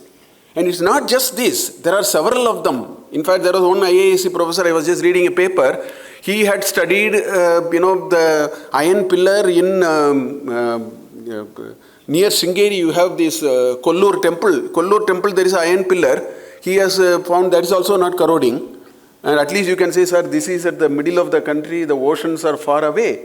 But then Kollur is just 40 kilometers from Arabian Sea. Or if you go to Puri, you have Bhubaneswar and Puri, there are several iron beams. So again, this points to something very interesting. If you are able to get pillar which doesn't rust, that speaks volumes about what is called ferrous carbon alloy. Steel is nothing but an alloy of iron, ferrous and carbon. So Indians are very good in ferrous carbon alloy. In fact, every metallurgist, every mechanical engineer has to read what is called temperature time transformation diagram. There is something called TTT diagram. Without that, you never become a metallurgist. At different times, at different temperature, what happens to the ferrous carbon? Its composition. That is the basis for material science and for all interesting metals that we bring today. And we have a 2000-year legacy more than that, in which we know how to make very good ferrous carbon alloys. Is it not science and engineering? Of course it is science and engineering. We were very good in metallurgy. We were very good in metalworking. So you have many of them. Just, at Dhar you have in Madhya Pradesh, which is twice as big as this. You have in Konark temple. You have one in Mount Abu and so on. So which is in a way indicating that this know-how was widely prevalent. That's why I'm giving examples from throughout the country, not just in one part of the country. It's so widely prevalent, which means that's something which we knew. In fact, some of the Jati names, if you say Asuras in Jharkhand area, they are all, people who work on smelting iron. So we had Loharins. Loha is, so different Jati. So there was a specialized trade in which we are very good. If you go to the, Auroville region, Rajasthan area, Hindustan Zinc and, University of Baroda did extensive studies to understand how we went about. Zinc was India's contribution to the world. Because if you take the ore and try to separate zinc, between 500 degree and 550 degree, the metal separates, but at 550 degree, it becomes zinc oxide.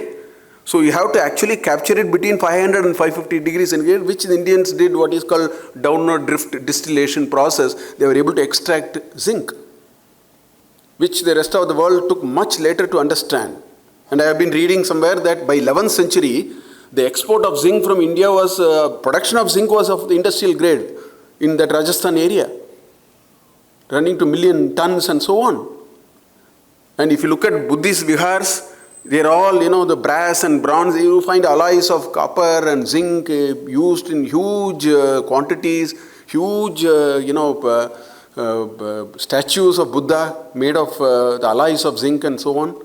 So all these point to again that it's not just ferrous carbon alloy, it is not iron, it is not steel, it is zinc, it is gold, it is copper. This country is full of evidences. We don't have to, artificially imagine. You have to just understand that all these have happened in a particular way. So I showed this to one metallurgist. This is a 3rd century seal. Now these PS2 also they are showing seal all the time, in this movie. So this 3rd century seal, I showed it to one metallurgist. I said, can you please tell me what does it involve? I mean, it looks nice. He told me a long list which covered the entire end to end. He said, sir, first you should know that gold is available somewhere below the earth. It's step 1. You should know how to extract the ore. Step 2. Step 3, maybe 1 kilogram of ore, you may get 10 grams of gold. So you should know how to first separate and then take out the metal from that. Step 3. Then you should know gold cannot be used by itself. You have to mix it with a little bit of copper to make it ductile and malleable and so on. Then he said you should know what is called molding. You should know what is called embossing. You should know what is called forming. Literally all that I read in metallurgy he told me before making this. Whereas our Gupta kings, our kings have been traditionally using seals. This is just one sample. Just to tell you, again this shows that we were widely, deeply established in the field of metal and metalworking. We don't have to scratch our head and ask, did they ever? We need to study these evidences a little more carefully and understand how it ought to have come and so on. There's another nice ornament. which is 1st century BCE. It is in the Metropolitan Museum Art, I think, in Washington or somewhere. Again, to make an ornament of this kind, it's not just metalworking. You need very intricate tools to make these kinds of ornaments. So all these, so the second area I want to talk to you about is the area of metalworking, metal and metalworking, and so much so we have this concept of what is called. I mean, look at this. This is a very famous steel called wood steel, which was exported in large quantities from South India.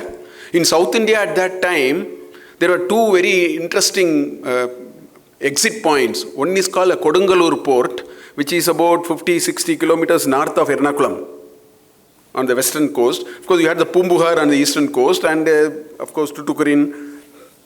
There are a lot of references, literary references of how we have gone far off from there to Far East, up to Rome and so on. So this wood steel was manufactured in a tri-junction of Tamil Nadu, Kerala and Karnataka. See, Salem region, if you see, if you go 50 kilometers, you'll go to Kerala, 100 kilometers maybe. You come another 100 kilometers this side, it will be Karnataka. That's all iron ore region. So the steel is called, in Tamil, it is called Urukku. In Kannada, it is called Ukku. So Ukku and Urukku are difficult to pronounce. Somebody said that's how it became woods. It is a little easy to pronounce. So the wood steel was largely exported from that part of India to Damascus to make what is called Damascus blades. Warfare till 15th century was only talwars, no? We didn't have gunpowder and all that came much later. So all the warfare were manufactured using wood steel. The ingots were exported from India. Till 17th century, 16th century, this was the situation. Produced as early as 700 BCE in several places in India. In fact, there are references of Arabs talking about how they felt the Indian steel was very good, as in 12th century CE and so on. But then what happened? The Britishers introduced production taxes. They introduced mining bans. Obviously, then the trade will have to come to a grinding halt. So after 17th century, we lost out on shipbuilding. We lost out on, metal working and so on, because the British Raj simply killed this flourishing know-how and knowledge that we have had. But if you go up to 17th century and then walk back into the history, you will find a whole lot of references. In Yukti Kalpataru, which is a 11th century work, you will find dimensions of different types of ships. In Arthashastra, in book 2, you will find the different types of ships, seafaring ships, river-faring ships, small boats. All those mentions are available in Arthashastra. So this continuous stream of literature again and again points to us that if you are good in metalworking, you may be good in, initially we made wooden boats and so on, but I am sure at some stage we would have shifted. There are references about Indian shipbuilding also, but we lost all of them after the 17th century. Today I don't think we are anywhere in the scheme of things when it comes to shipbuilding. Maybe after a while we may possibly regain and so on. And our Prime Minister goes these days to different countries and only two things happen. Either he brings back the stolen, right? Or he gives one of these kind of beautiful looking idols. And these idols, typically Chola idols, 6th century, 7th century up to 11th century, you will find these idols, And Indians were so good that they were able to make Panchaloha idols also. I don't even know what will happen if you put some sambar powder, water and tamarind, sambar never comes. But you put 5 different metals and make beautiful idols out of it, Panchaloha idols. And such beautiful looking idols were made by a certain mechanism, which is called, what we call it as, lost wax. Now they call it as lost wax. We call it as Madhuchishta Vidhanam, Madhu Uchishta Vidhanam. Uchishta is leftover, Madhu is honey. So it is, the honey wax is used to create the shell so that it is very sharp, and then when you pour the metal, the shell disappears and all that kind of things, which the French started developing that idea from 17th century. Whereas in Vishnu Dharmottara Purana, you find references of this Madhuchishta Vidhanam and so on. And we knew how to even use 5 metals, mix it in a certain proportion and make beautiful looking artifacts. These are all part of iconography is also part of Vastu Shastra. You find chapters of how do you create such artistic pieces and so on.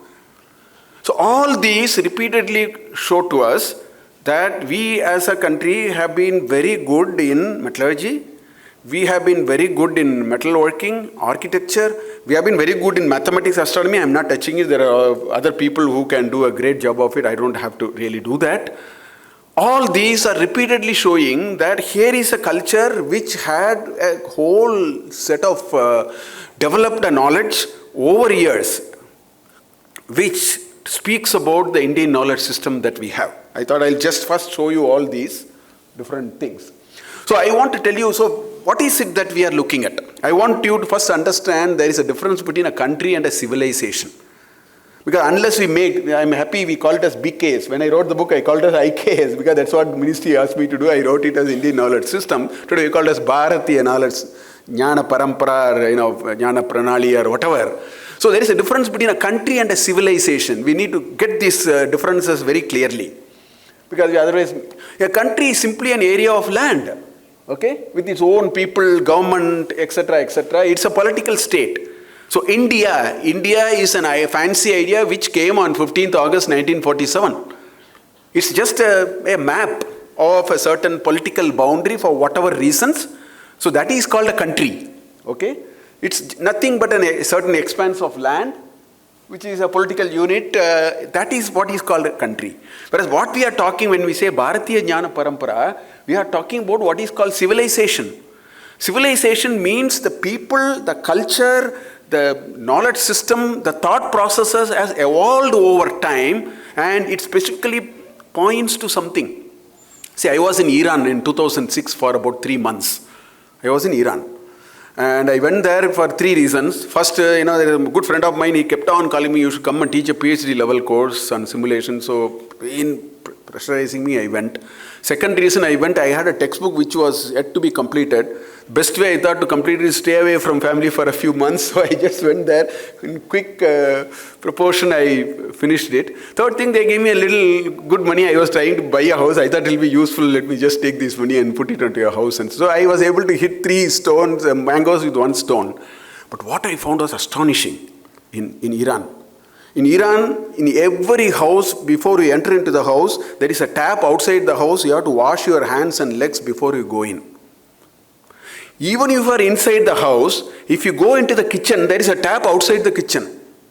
You have to still wash your hands and legs and then go into the kitchen only after washing your hands. I mean, look at this sampradaya.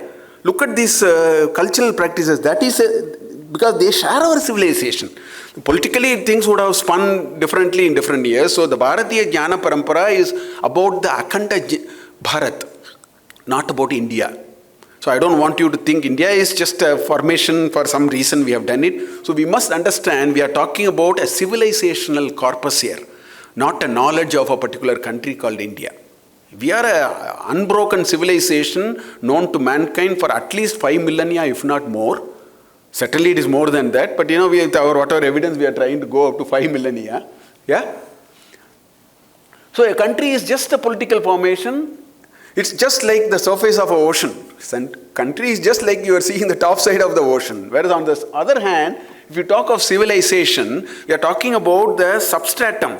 Today the Indians are floating on the top layer. We need to deepen a little bit. Somewhere we are floating on the top. I think our Jnana Parampara is such that we need to go a little deeper, then we understand the cultural paradigm. Every Indian, in my opinion, must read at least 1 Purana, if not more. Puranas are encyclopedic. Everything about culture, everything about life practices, a little bit of science, how do you do this, how do you think about it? If you want a little astronomy, you want a little about Godhead, everything is available in Puranas. That was a torch bearer of every practices and thought processes. Why have we abandoned it? We don't teach Puranas anywhere. Even in Sanskrit universities, I don't find them seriously teaching Puranas. I think every Indian must read at least 1 Purana. With all seriousness, then we get a sense of what kind of a civilizational corpus that this country has developed, and maybe we can get something out of it.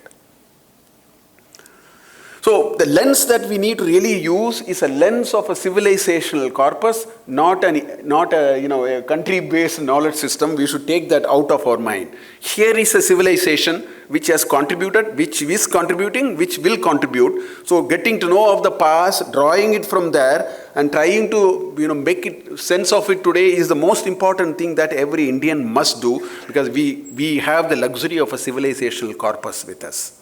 Yeah. So just to give you a little sense of it, the Indian knowledge system, for the sake of my book, I broadly divided that into two categories, literary and non-literary. What I mean by non-literary is there is a whole lot of knowledge for which you don't need a lipi. Your grandmother tells you what you should do when you get fever. There are so many oral practices which are very rich. It is not written down in the form of a book and then somebody with a lipi, nothing. We have a lot of oral knowledge, right? Then we have the literary piece. Some of the literary knowledge are also oral. The entire Vedic knowledge is transmitted orally, but it is still having a literary base. It has a lipi, there is a certain structure in which the Vedas have been laid out and so on. Whereas the other one I am talking about is oral traditions. So you can put it into two broad blocks. On the literary you have Sanatana Dharma, you have other dharmic traditions, then of course you have the regional corpus. This is how our Indian knowledge system is. And if you get into the Sanatana Dharma, you have, of course, the core Sanatana Dharma principle, which is the Chaturdasha Vidyasthana or Ashtadasha Vidyasthana. You have the Chaturvedas, Vedangas, Darshanas, right? 6 Darshanas are there, Itihasa, Dharma Shastra. All those form that core principle of Sanatana Dharma. Then, of course, very little people know, a lot of Indians today think the Indian knowledge system means only some things which are used by Purohit for some mantra or for some gods of religion and so on. You have a whole lot of things. Otherwise, how do you put dams which exist for 2000 years? How do you put a structure which lives for 1000 plus years? That doesn't come without a certain science. So the Indian knowledge system has plenty on basic and applied science, engineering, technology, architecture, alchemy, aesthetics, arts, kavya, you name it. A whole lot of things which is part of the Sanatana Dharma, because they all owe allegiance to Sanatana Dharma, right? So that is how this whole corpus is, public administration if you wish and so on. Then of course you have the other dharmic traditions, most importantly Buddha and Jaina traditions. You think of 2000 years and more and so on. Of course we are recently Sikh and other traditions are also there. So the other dharmic traditions also bring a certain corpus of knowledge. For example, Jains have been good in some mathematical contributions that they have made, right? So we have those kinds of other traditions which have also brought a lot of things. Then you have a vast regional corpus which has retold all these in regional languages. This entire corpus that you have on the left side can be multiplied by 100. Retold, contextualized, do it to the in a vernacular, add the local stories to emphasize what it is and so on. So we are talking about a huge corpus which is also belongs to the regional corpus. You have Ramayana in so many languages. So it has not deviated from Ramayana, but it has brought it in a particular way. Every conceivable material in Sanatana Dharma, core and other sciences are also available in regional corpus. So imagine what is the corpus on which we are sitting. Such a huge corpus. Then of course you have the oral traditions in which you have art forms, health. This is the only country, I will tell you, although we are trying to challenge it, this is the only country you take a vehicle and go on the road, right? Every 50 kilometers or 100 kilometers, the taste on your tongue will change because the food is a little different. Same dosa in South Tamil Nadu will be different from the dosa in New Delhi station or somewhere else and so on. This country is full of richness. Whether it is food or health or life practices or folk, all these are oral traditions. So this forms Indian knowledge system if you wish, right? And talking about the historicity, well, if you take, I have taken certain classification schemes which the Westerners use. For example, 300 CE to 1500 CE or 500 CE to 1500 CE is called Dark Ages. According to the, now they are trying to remove that term from the web and trying to do so many things. They are very uncomfortable with that. In those 1000 years, India was very bright. There was nothing dark about it. A whole lot of work on mathematics, on astronomy, on Ayurveda and health, so many. Anyway, this is 3000 BC to 500 CE. I am not giving you an exhaustive list. I am only just telling you a small sample to tell that even 5,000 years back, we have been thinking about a lot of these issues. We have written about it. Arthashastra, the level of detail you see in Arthashastra is astonishing. It says on Ashada Paurnami of every year, you have to come and present your books of accounts for auditing. To that level of detail. And how should you present the books of accounts? How will you come? Who are all the people you will meet? If you don't come by this time, what kind of a penalty you will get? The level of detail you see in Arthashastra is very good.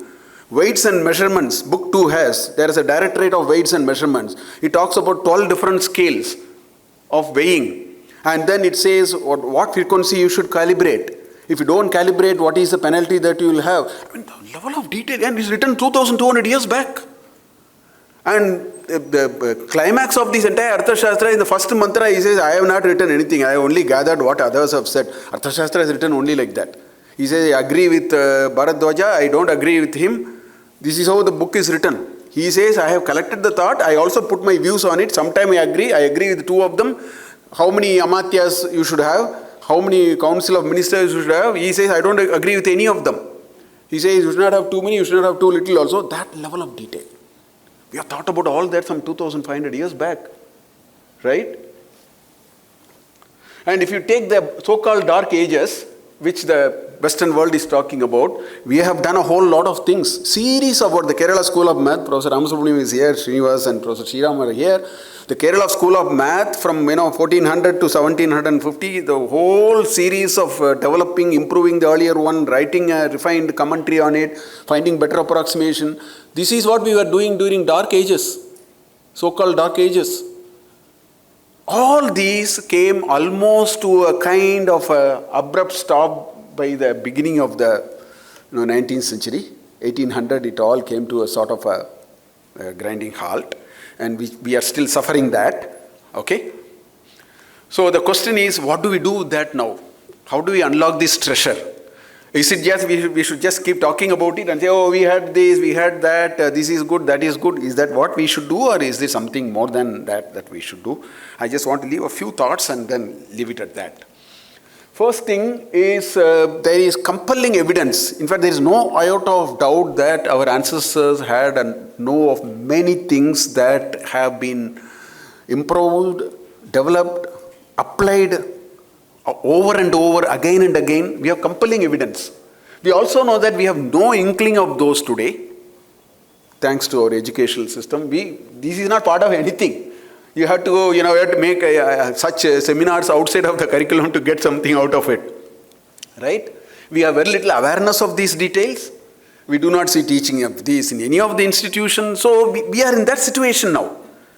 There is such a discontinuity that we have created in the last 200 plus years that we need to now start all over and ask, what do we do now? I don't think it's a good idea to just leave it like this and go. Somebody talked about Patodhanji talked about tradition. I'll tell you, traditions are like pickles. Or traditions are like Scotland wine, if you wish. 400 years is better, 600 years is even better. We need traditions because in our management theory, there is something called path dependence. In strategy, Gary Hamel and Prahlad, we have a series of theory called core competence and so on. That central argument in that is the path that you walk is a function of the path that you already walked. That's called path dependence theory. How can you just disown the whole thing and say, let's start all over, and that kind of discontinuity will not do good to any society. I'm not talking about just the Indian society. No society will be better off if you create a discontinuity.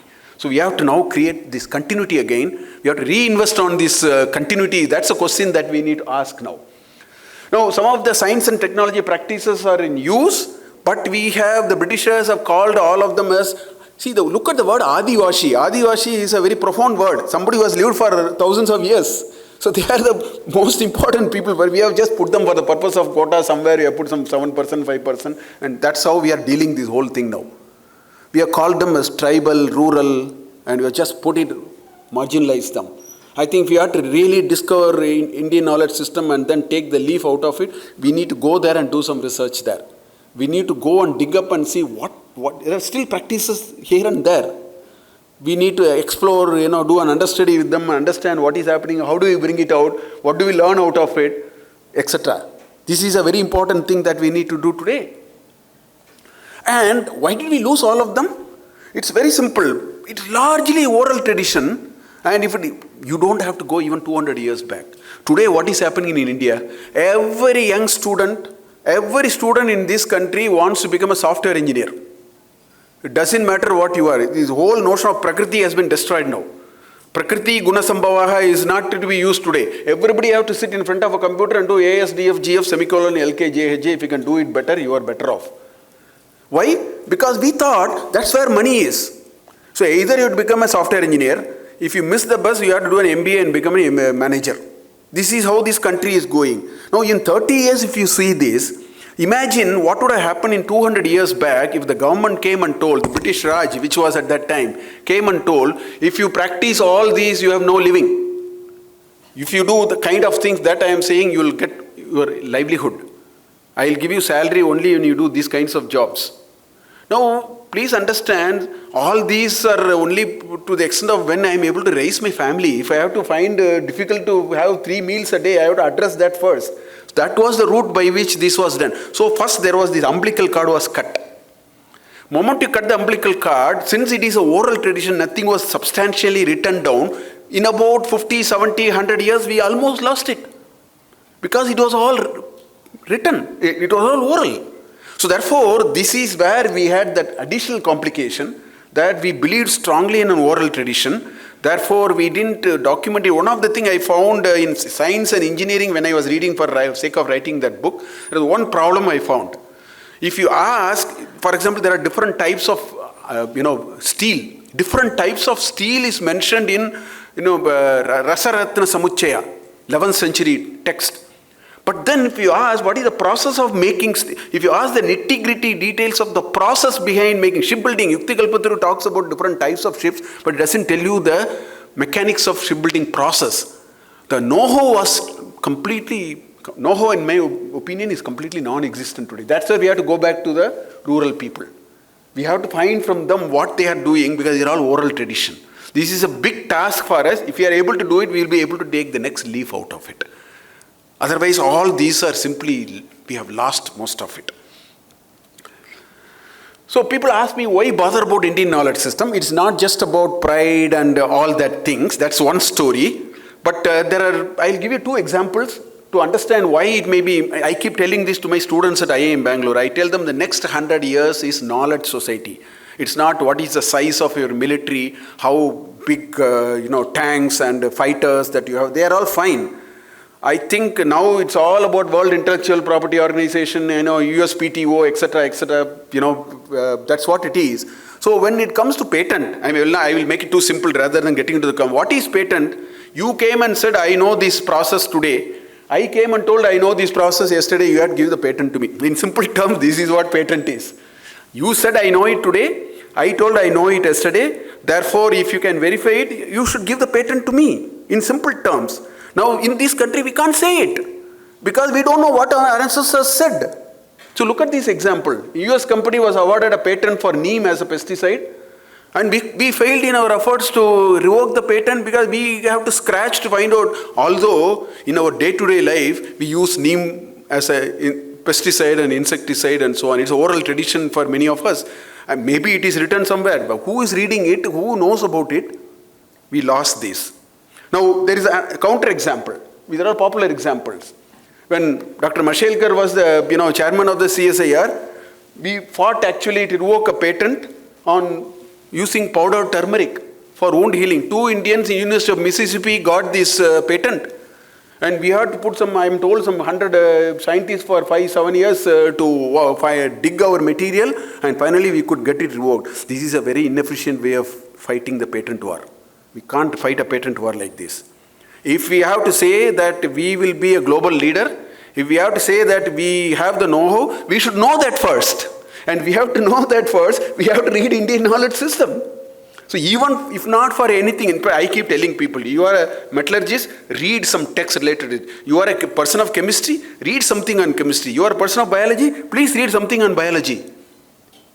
That's the greatest contribution we can make as Indians today. Otherwise, we will hopelessly lose the patent war.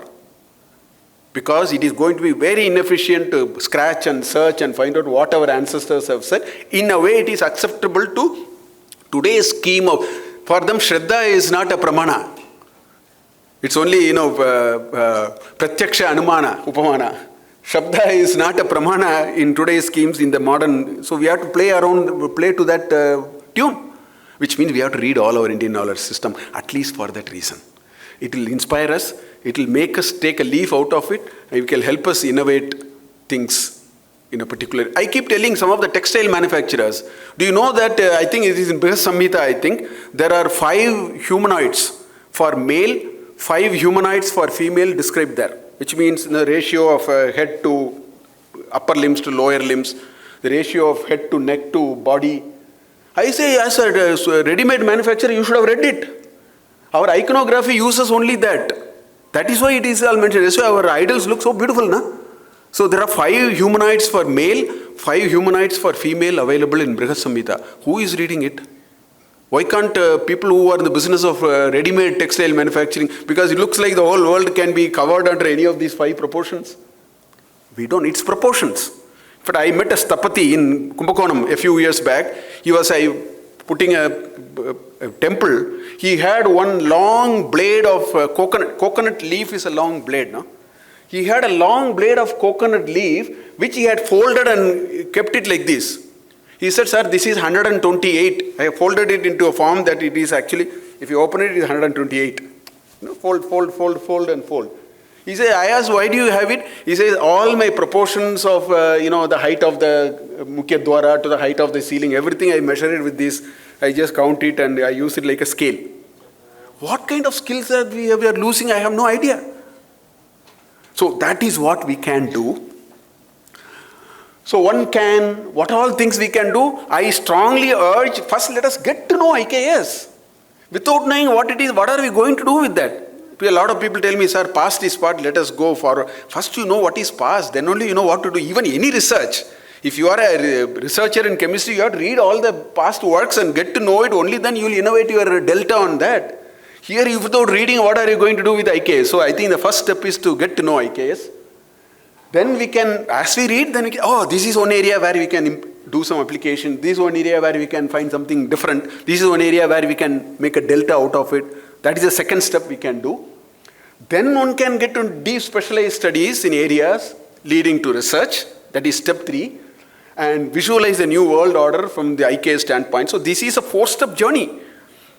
I think today UGC and all these government regulatory bodies are really working on step 1. This is very important. Unless you know it, what are you going to do? Without knowing what it is, there is no imagination that we will have.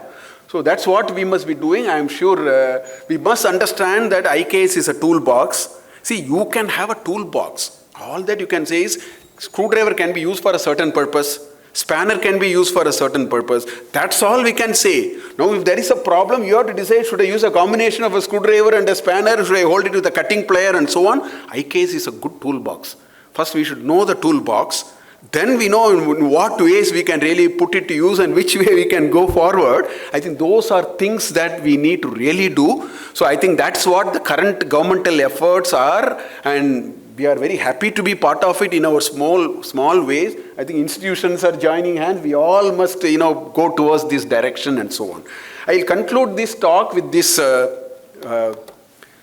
visual, because that in a way summarizes where we are and where we need to go. There was a temple, and as you know, in many of the temples there are some beggars sitting and asking for alms, and we sort of give them some 1 rupee, 2 rupee, whatever. One day, one sannyasi was about to go into a temple, and there was a beggar sitting on a wooden box. He was sitting and asking for alms. So sannyasi looked at him and said, you see, I am also supposed to beg, so I have nothing to offer to you. But can I tell you something? You are sitting on that wooden box, why don't you open and see? Then this beggar said, no sir, I am a 4th generation. My great-grandfather was a beggar sitting on this. My grandfather also sat on it. My father sat, now I have sitting, my son is already getting ready. So I am a 4th generation. What is there to open and see? So sannyasi looked at him and smiled at him and said that whether you sit on the box for 1 hour or 1 million hour, unless you open what it is, you may not know what it is. Then he went into the temple. So this last sentence was creating a little bit of a problem for this beggar. After 3-4 days, this thought, oh, what this sannyasi said makes a lot of sense. So there was a lock, he couldn't even open it. He took a huge stone and then broke that lock. He opened it. To his surprise, he found he was sitting on a wooden box which had gold and diamond and everything inside. He was sitting on it and begging. So this is the concluding message I want to leave it. That's why I call it as a treasure in the wooden box. Thank you for this opportunity.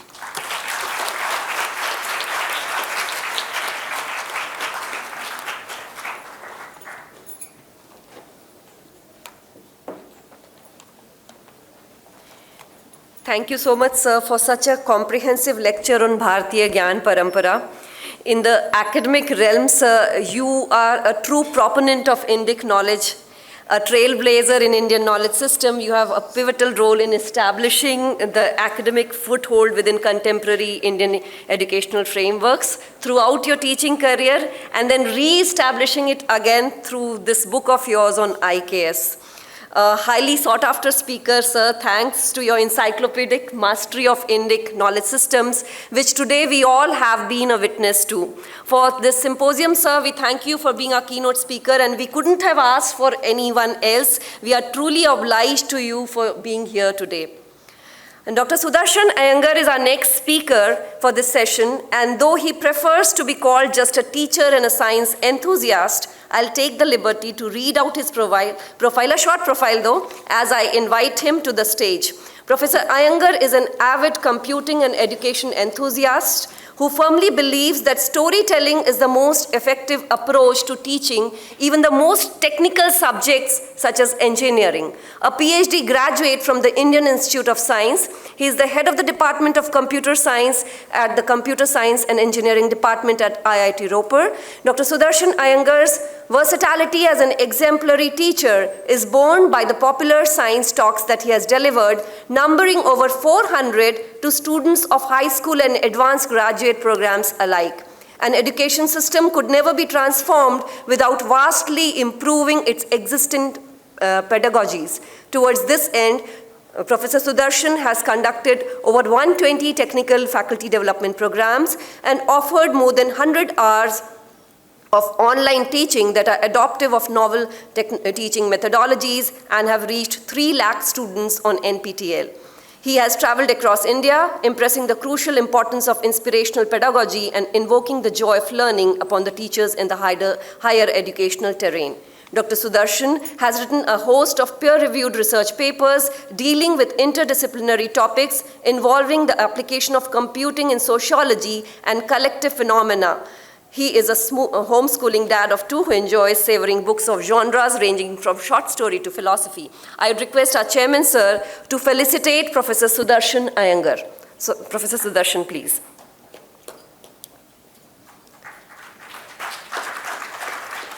I'd request Professor Deshmukh to join, sir.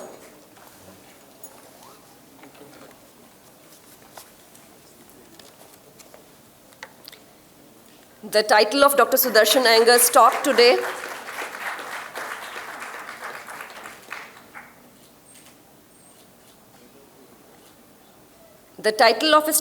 is Reviving Ancient Wisdom, a call for correlation studies in the age of data.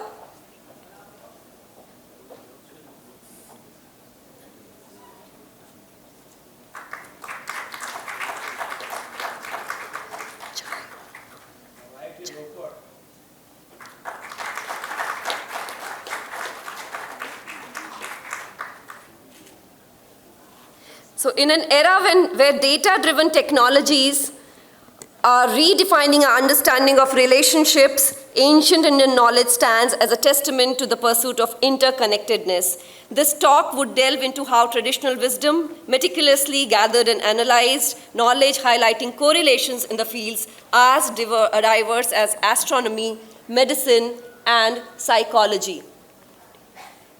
By exploring parallels between ancient wisdom and modern computational methods, he would unveil how the focus in correlation studies is gaining renewed significance. Let us now join him as he journeys through the rich landscape of ancient Indian knowledge, shedding light on its relevance in today's world. I'd request backstage to please provide a cup of tea as requested by Sir. Thank you very much. I'll keep my talk short out of necessity because I need to leave before 1 o'clock. Thank you very much. I had asked for a cup of chai, and that was for a short demonstration, not that I was on a caffeine low. Thank you. Yahin pe rakh lijiye. Okay, so as I was listening to the speakers, Professor Mahadevan and Professor Bhushan, there's a very famous verse from Natya Shastra which goes like this: Yato hasta tato drishtihi. To invoke your attention, I use my hands. Right? So when I say hi, someone there looks at me. So the first way in which you sort of notify someone is using your hands. Yato hasta tato drishtihi. I get your attention from your eyes to my hands. Yato hasta tato drishtihi, yato drishti tato manaha, yato manah tato bhavaha, yato bhavas tato rasaha. So at the end we conclude by saying from hand to heart to the emotion to the maybe rasa means hormones there. There's a connection, and we saw this connection through the nritya of two of our fantastic speakers. The first speaker didn't use any slides, and the second speaker didn't let me see any slides with his fantastic eloquence.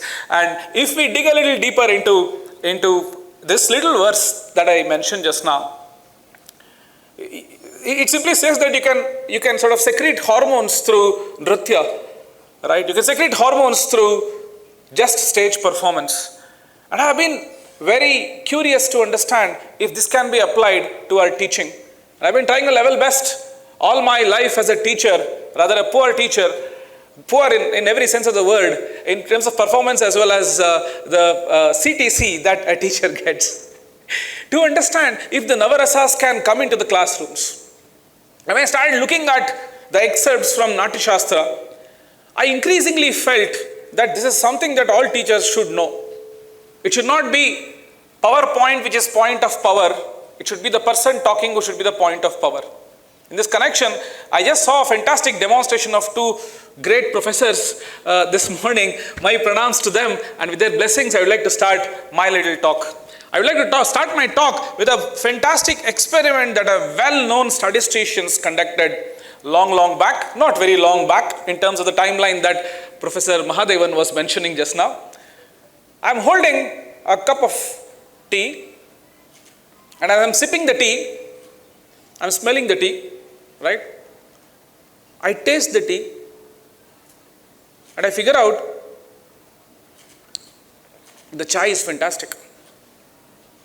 Now there was this lady who would prepare tea, the Brit way, the British way.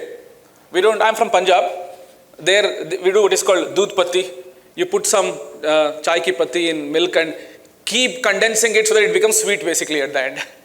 Right? And you consume it like dessert. But generally tea is prepared the following way. You get what is called the tea syrup, the decoction as we call it.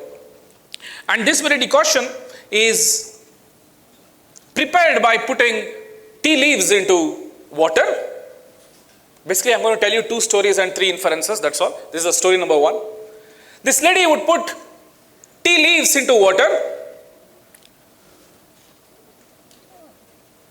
and then take milk and pour milk into the syrup. I hope it's clear to all of you how I'm here to tell you all. From Roper, I have traveled to tell you how to prepare tea. Right? And then the lady would say, if you take the syrup and take milk and put milk into the syrup, you get tea type 1. You take tea and you take the syrup and put that into milk, you get chai type 2. A doodh patti is a chai type 3, probably only we know in this part of the country. And this lady once surprised a famous statistician and said, the reason why you are not liking chai is because the syrup was poured into milk and not the other way around. If milk is poured into syrup, it tastes better. The statistician says, what an unscientific take on making chai.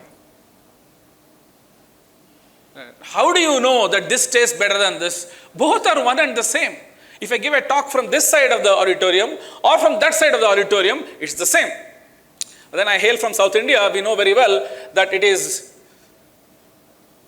sambar rice, rasam and curd rice and then dessert. You change the order, the food will not taste good for you.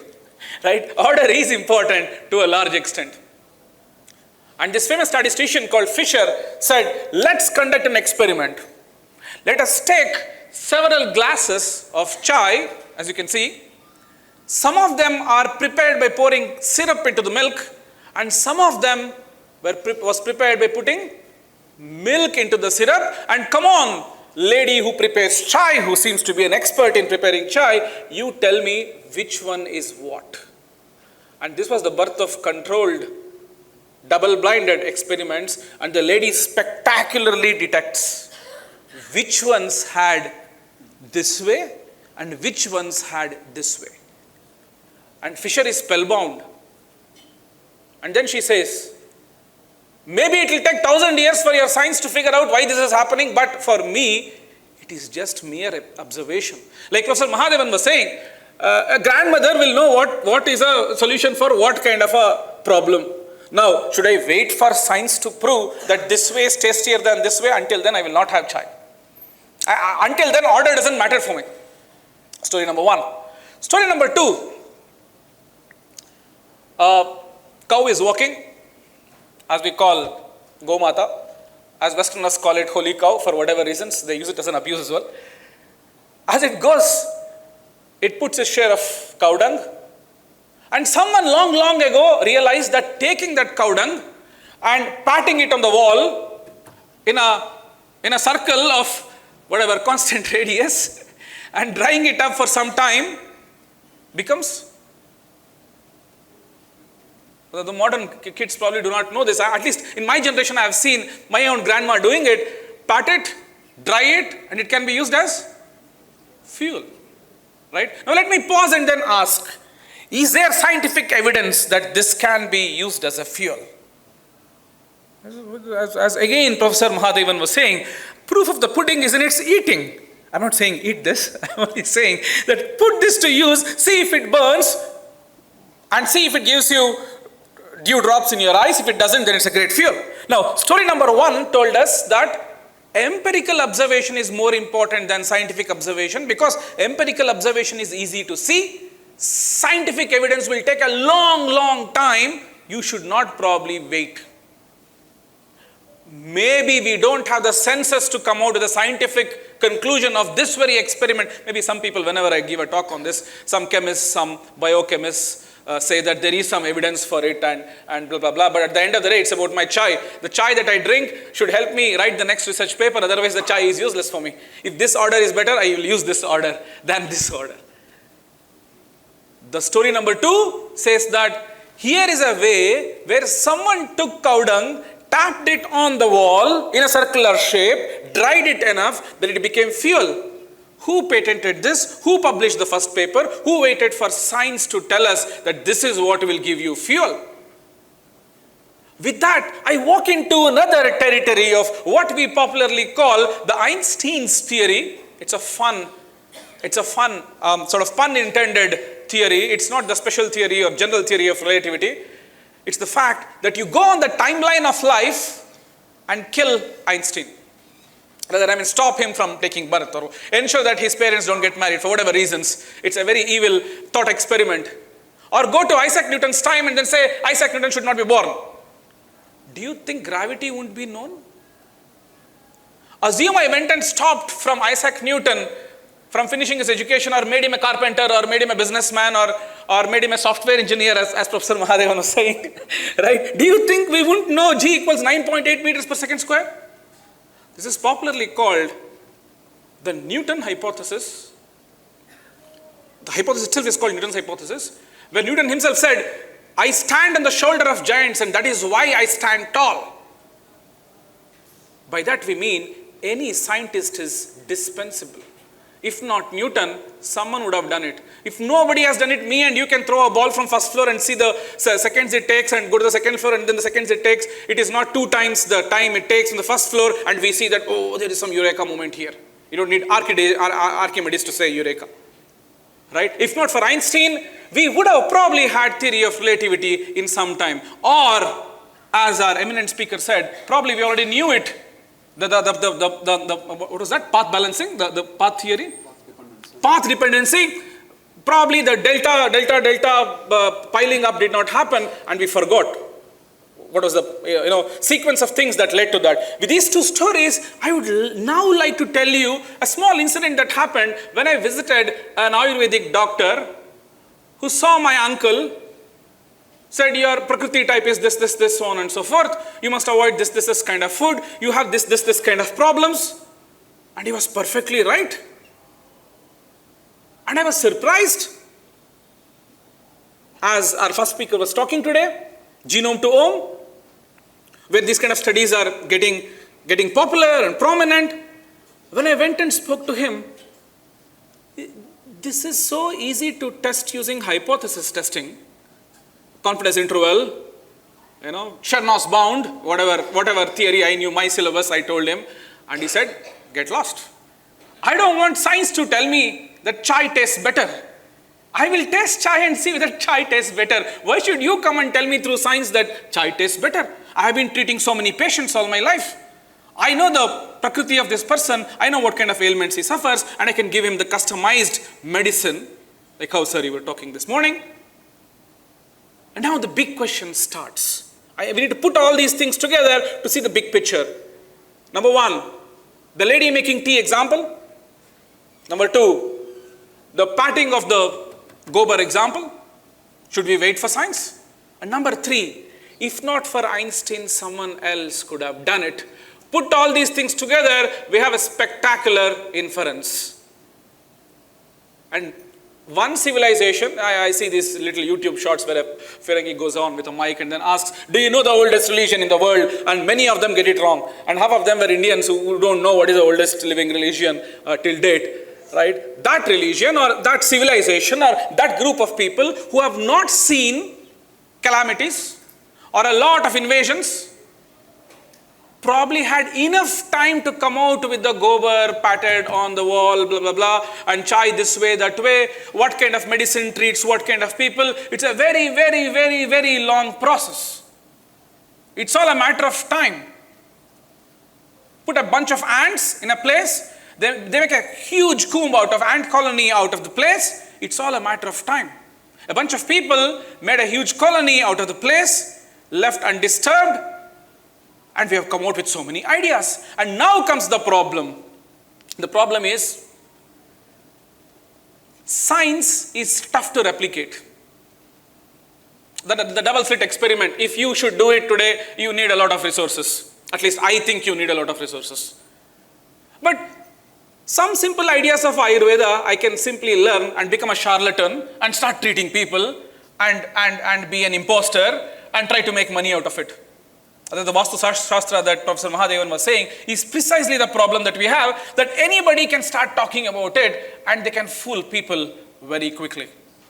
Right? You give me a certificate, all right, I can fake a certificate today, and finally I can become whatever you want me to become, the astrologer or astronomer or whatever you call it. So you need a university system, and that university system that we had, the typical Guru Shishya Parampara, all got messed up.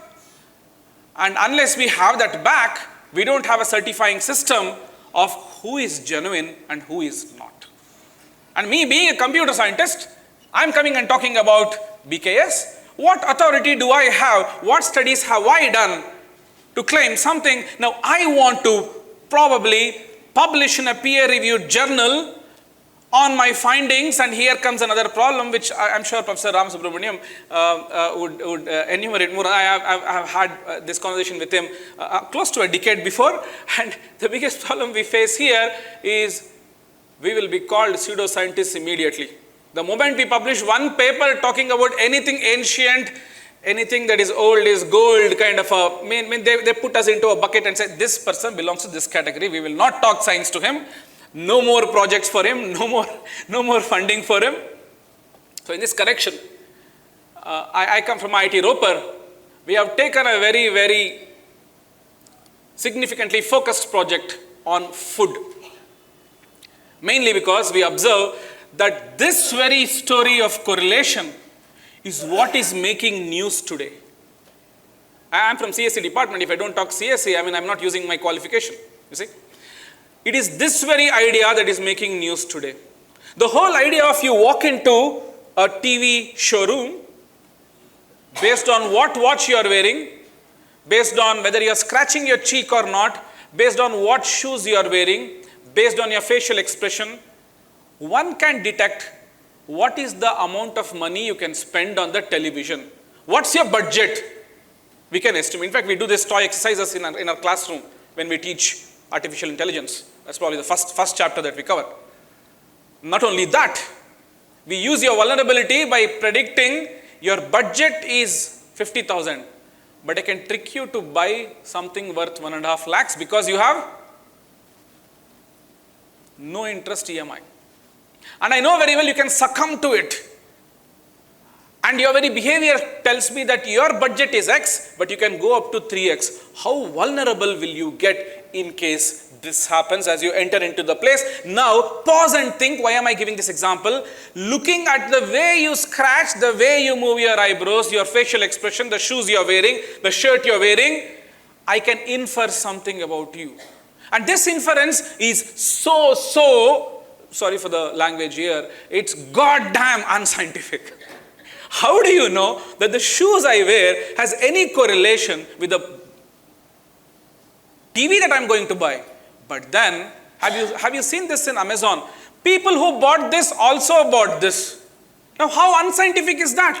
I will buy Resnick and Halliday physics book, and then I will buy Sir's very book, which I'm going to order on Amazon very soon, right? Genome to Ohm. How do you know that people who buy this also? Most people who bought this is what they say. The big Netflix several $1 million challenge was that person who watched this movie will watch what kind of a movie? Will you like Kalki movie or not? Tell me what you have watched in the past 1 month. I will tell you conclusively your rating of Kalki movie. And most of the times I am right. The point is most of the time. The vulnerability on YouTube short is also a correlation. Scientifically no evidence. We do not know why you will like that YouTube short, but open YouTube. After 20 minutes, you will forget why you came to YouTube. You go on scrolling, doom scrolling, you go on scrolling, and at the end, you're wasting your time. And brilliantly, there's a video that pops up which says, how not to waste your time on YouTube.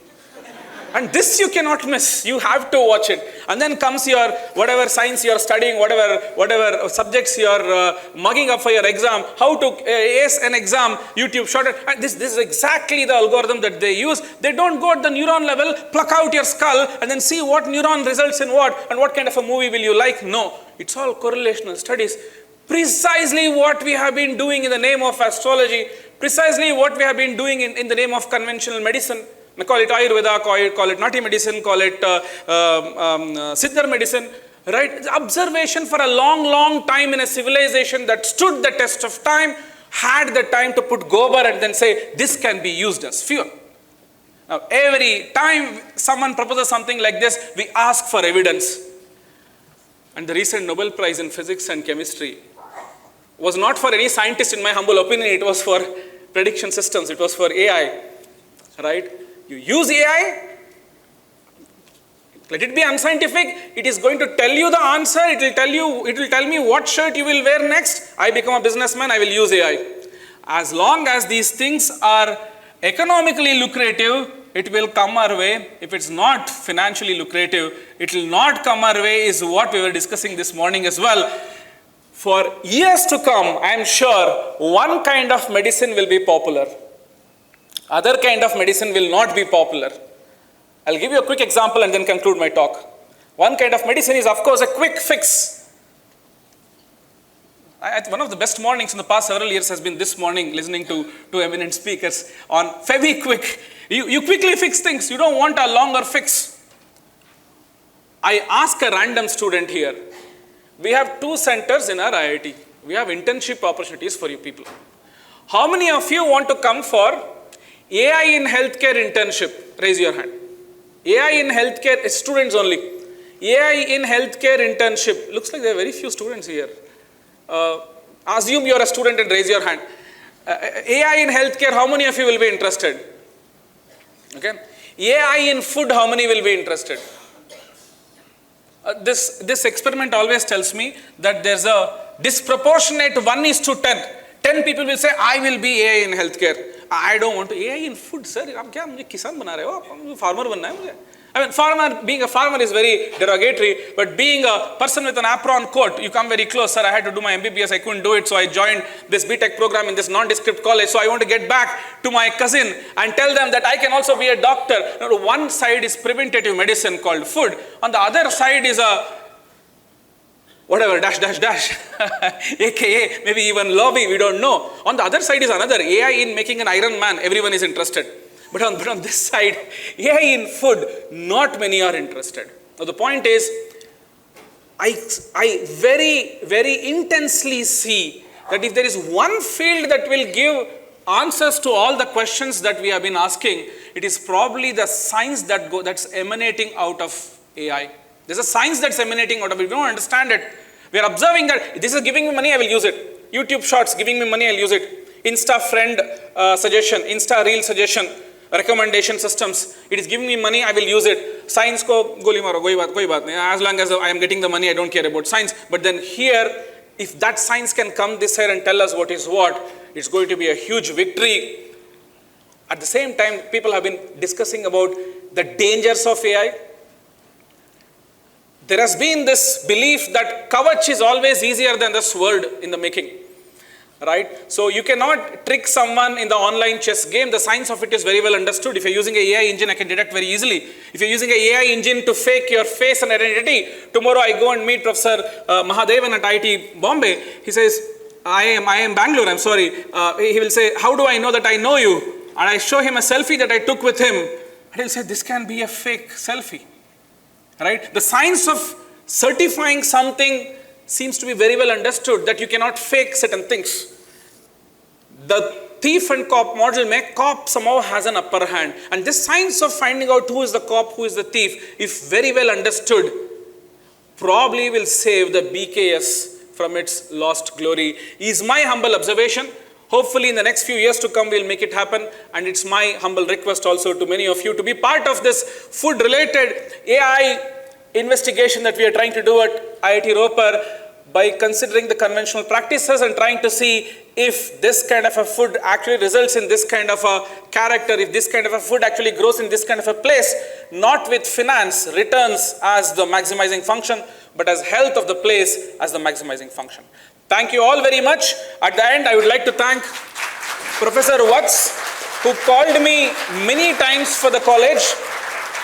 I could not come, but after coming here and seeing so many people with this kind of an inclination, I would say I would be more than interested to spend a good chunk of my time helping the institute in whatever way it's possible. Swami Vivekananda, J.D. Krishnamurti, as well as several philosophers have said, Sarvapalli Radhakrishnan have made the same quote: if it takes for you to sweep the doors of an office to make it become better, go sweep. Right? I'm ready to sweep a place like this. If that's the part of the ecosystem I can get, I'll be very happy, sir. Thank you very much. Great to see a wonderful initiative like this being so successfully carried out at WIPS. Thank you all very much. Thank you, sir, for such an interesting, energetic and thought-provoking talk. I would now request the chairperson of Vivekananda School of Law and Legal Studies, Professor T.V. Subba Rao, for his address. We have to break, sir, if just a 5-minute. I'm sorry to put a rider there, but we need to quickly break for lunch. So I know it's 5 minutes is nothing for sir, but then if you could wrap it up in 5 minutes. No.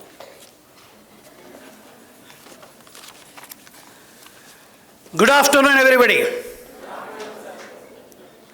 So wonderful, energetic young people we have. Subramanian has to leave at 1:30 to start his. Purnamadaha Purnamidam. Yes, sir? what he was telling, Purnat Purnam Udachyate, Purnasya Purnamadaya, Purnam Iva Anushyate. Om Shanti, Shanti, Shanti. He was telling about that, our chief guest. The outer world is full of divine consciousness.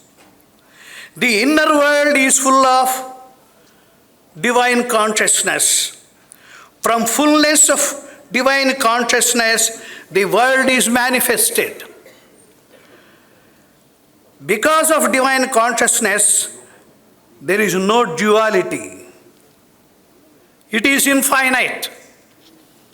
Om Shanti, Shanti, Shanti. I am a bit surprised when our learned colleague has stated that I should speak for 5 minutes or 10 minutes. And then I know that it is the dictation of our chairman.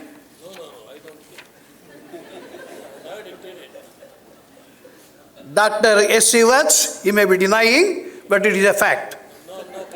It is a fact. You believe me, not him in this context.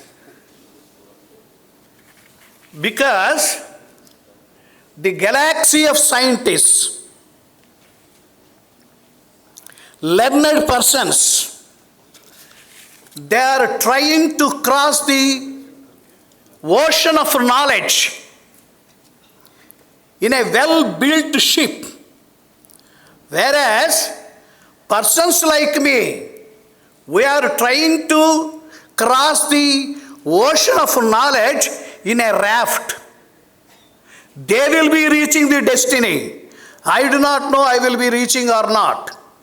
That is primarily my concern. One point which I would like to tell you,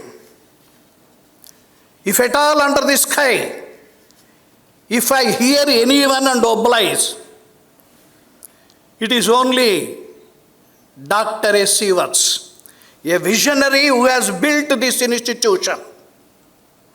But for regulatory restrictions, I would have said emphatically that this institution would have started its branches elsewhere in other countries also. Yes or no? Very weak response. When he was telling about Sydney, our chief guest, I thought over that. The chances being given to us, there are no regulatory restrictions of the government or the university, he would have started elsewhere. And his grandchildren or persons like us, we would have been thrown there to manage. My friends, intellectually challenging, socially relevant, professionally competent courses he has chosen and he is offering through this great institution. It is our fortune today to have our chief guest, Bhushan Patwardhan. I know him for several years. He may be knowing only for rather now or just few days back when his book was released. From pure scientist, he has become meta-scientist. Wonderful. Through his book, I read some portions of his book. It is wonderful. And a remarkable contribution you can see from Professor Mahadevan. I read his book. He started with this book with a sloka from Bhagavad Gita. Nahi jnanena sadrisham pavitra miha vidyate. 4.38. You started your book. The previous sloka says, my friends, which meaning is that jnanagni daddha karmanam. different wording may be there. The meaning is that your results of striving personally will not inflict you if you have the jnana. Everything is in cause and effect model, my dear friends. Whether it is ancient knowledge or modern knowledge, everything is in cause and effect model, and we are having imbibed in ourselves, even without notice. Even rickshaw puller will act like that. Even rickshaw puller automatically acts in that particular manner, my dear friends. Basmat krutite tadha, that was what it has been stated in the previous sloka. And then how do you get the jnana? Shraddhavan labhate jnanam. That is another one. I am going to stop. You need not rather.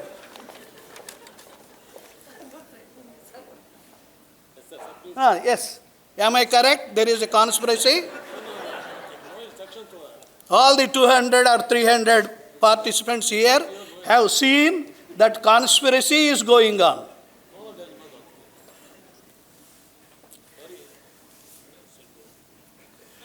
And then when they were referring to,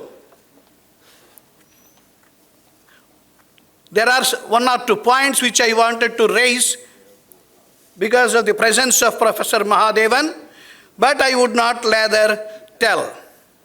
Everybody was speaking about science, engineering, taking it as a subject or a discipline. What do you mean by science? What do you mean by science? My dear friends, it is a systematic accumulation of knowledge. It doesn't go with the subject, it goes with the method. Agreed? Nobody agrees because all of engineering people. Science goes with the method. It is systematic accumulation of knowledge. My dear friends, I tell you, Albert Einstein has stated very clearly that it is a refinement of everyday's knowledge. And it is rather refinement of our common sense. A systematic method, if you go, even if you go with any other subject. Professor Mahadevan has touched upon governance. Not only governance, entire universe is governed by cosmic order. When it came to human being, it is with dharma. Without speaking about or conceptualizing about dharma, one cannot proceed. When you enter into the portals of Supreme Court, my dear friends, you will find yato dharma tato jayaha. In the Supreme Court, elsewhere in our parliamentary buildings, old building, Satyameva Jayate you see. From where you got these things? Satyameva Jayate, from Taittreya Samhita you got, and Yato Dharma Tato Jaya. It is not Lord Krishna, it is not Yudhishthir, it is not any other wonderful Vyasa Maharshi and others. It is Gandhari who says, when Suyodhan comes for the blessings, what is that dharma? Yato dharma tato jaya. Dharayite iti dharma. If anything that puts together is dharma, that divides is adharma. Entire Indian system revolves around that particular point. It is for uniting, not for dividing. When they said that, when they were telling why it should be Indian knowledge system, why can't it be Bharatiya knowledge system? My dear friends, when our knowledge started, there is no other culture, no other knowledge system elsewhere. It is universal knowledge system. Not Indian knowledge system or Bharat knowledge system or whatever parampara you say, it is universal. Because we got everything. Ashwadha Vruksha, you have seen in Bhagavad Gita. The roots are reversed. If you visit library near, there is that figure also. Veda kakilo dharma moolam smriti vilecha tadvidam acharachaiva sadhunam atmanam tishtirevacha. These are the sources of our dharma, my dear friends. Nobody has rather alienated. Let noble thoughts come from everywhere. Srutihi smritihi sadacharaha swasya cha prayamatmanam etat chaturvidaha prahu sakshat dharmasya lakshanam. Let us unify the knowledge and achieve the universality. Nothing can be achieved only in the classrooms. Nothing can be achieved only here in some parts of India. They should be universalized. Thank you very much for giving me this opportunity. Thank you, sir, for keeping it short and with law and dharma adding a new dimension to the Bharatiya Gyan Parampara discourse today. As we come to the closure of this session, I request the symposium advisor, Shri Uday Birje sir, the Professor of Practice at Vivekananda School of Engineering and Technology, to come on the stage and felicitate our chairman, sir. And with that, we'll wind up. He wants to. Yes, I think I know we are running about 30 to 40 minutes behind schedule, so we have sort of made some changes. But I think, I came here about, I got involved with this great institution about 2 years back, only for two reasons. One is Swami Vivekananda, and second is Dr. S.C. Vats. And let me tell you, I am in front of one new institution every week. Last week I was in IIT Bombay and IIM Mumbai, where I had the opportunity to meet some great people here who are going to speak later in the afternoon. Every week I come from, Bangalore, which possibly has some, Karnataka, which has possibly about 400 plus engineering colleges. So I get invited. So I have never seen this kind of an environment anywhere in any of the institutions in the country. Okay, I'm being honest, I don't need to flatter. And it's all because of this great inspiration, great vision we all get from Dr. S.C. Vats, who is our respected chairman. And this kind of a gathering, which is, I would say, is like a divine gathering today.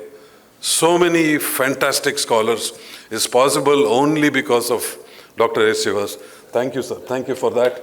And you know that I come from the land of Maharajas and silk and, so many great things. Just 2 days back, we, concluded a fantastic, world-famous Mysuru Dasara.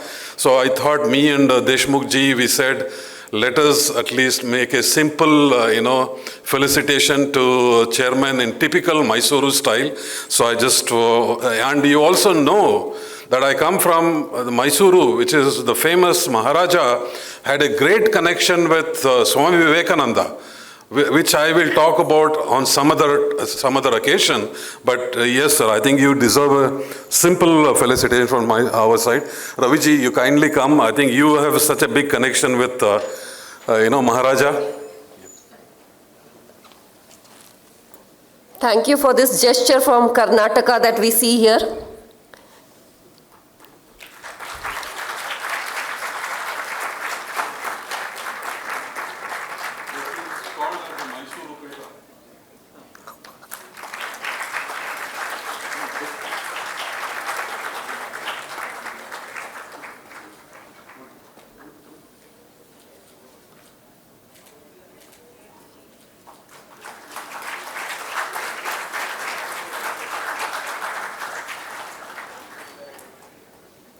Thank you, sir. Thank you so much.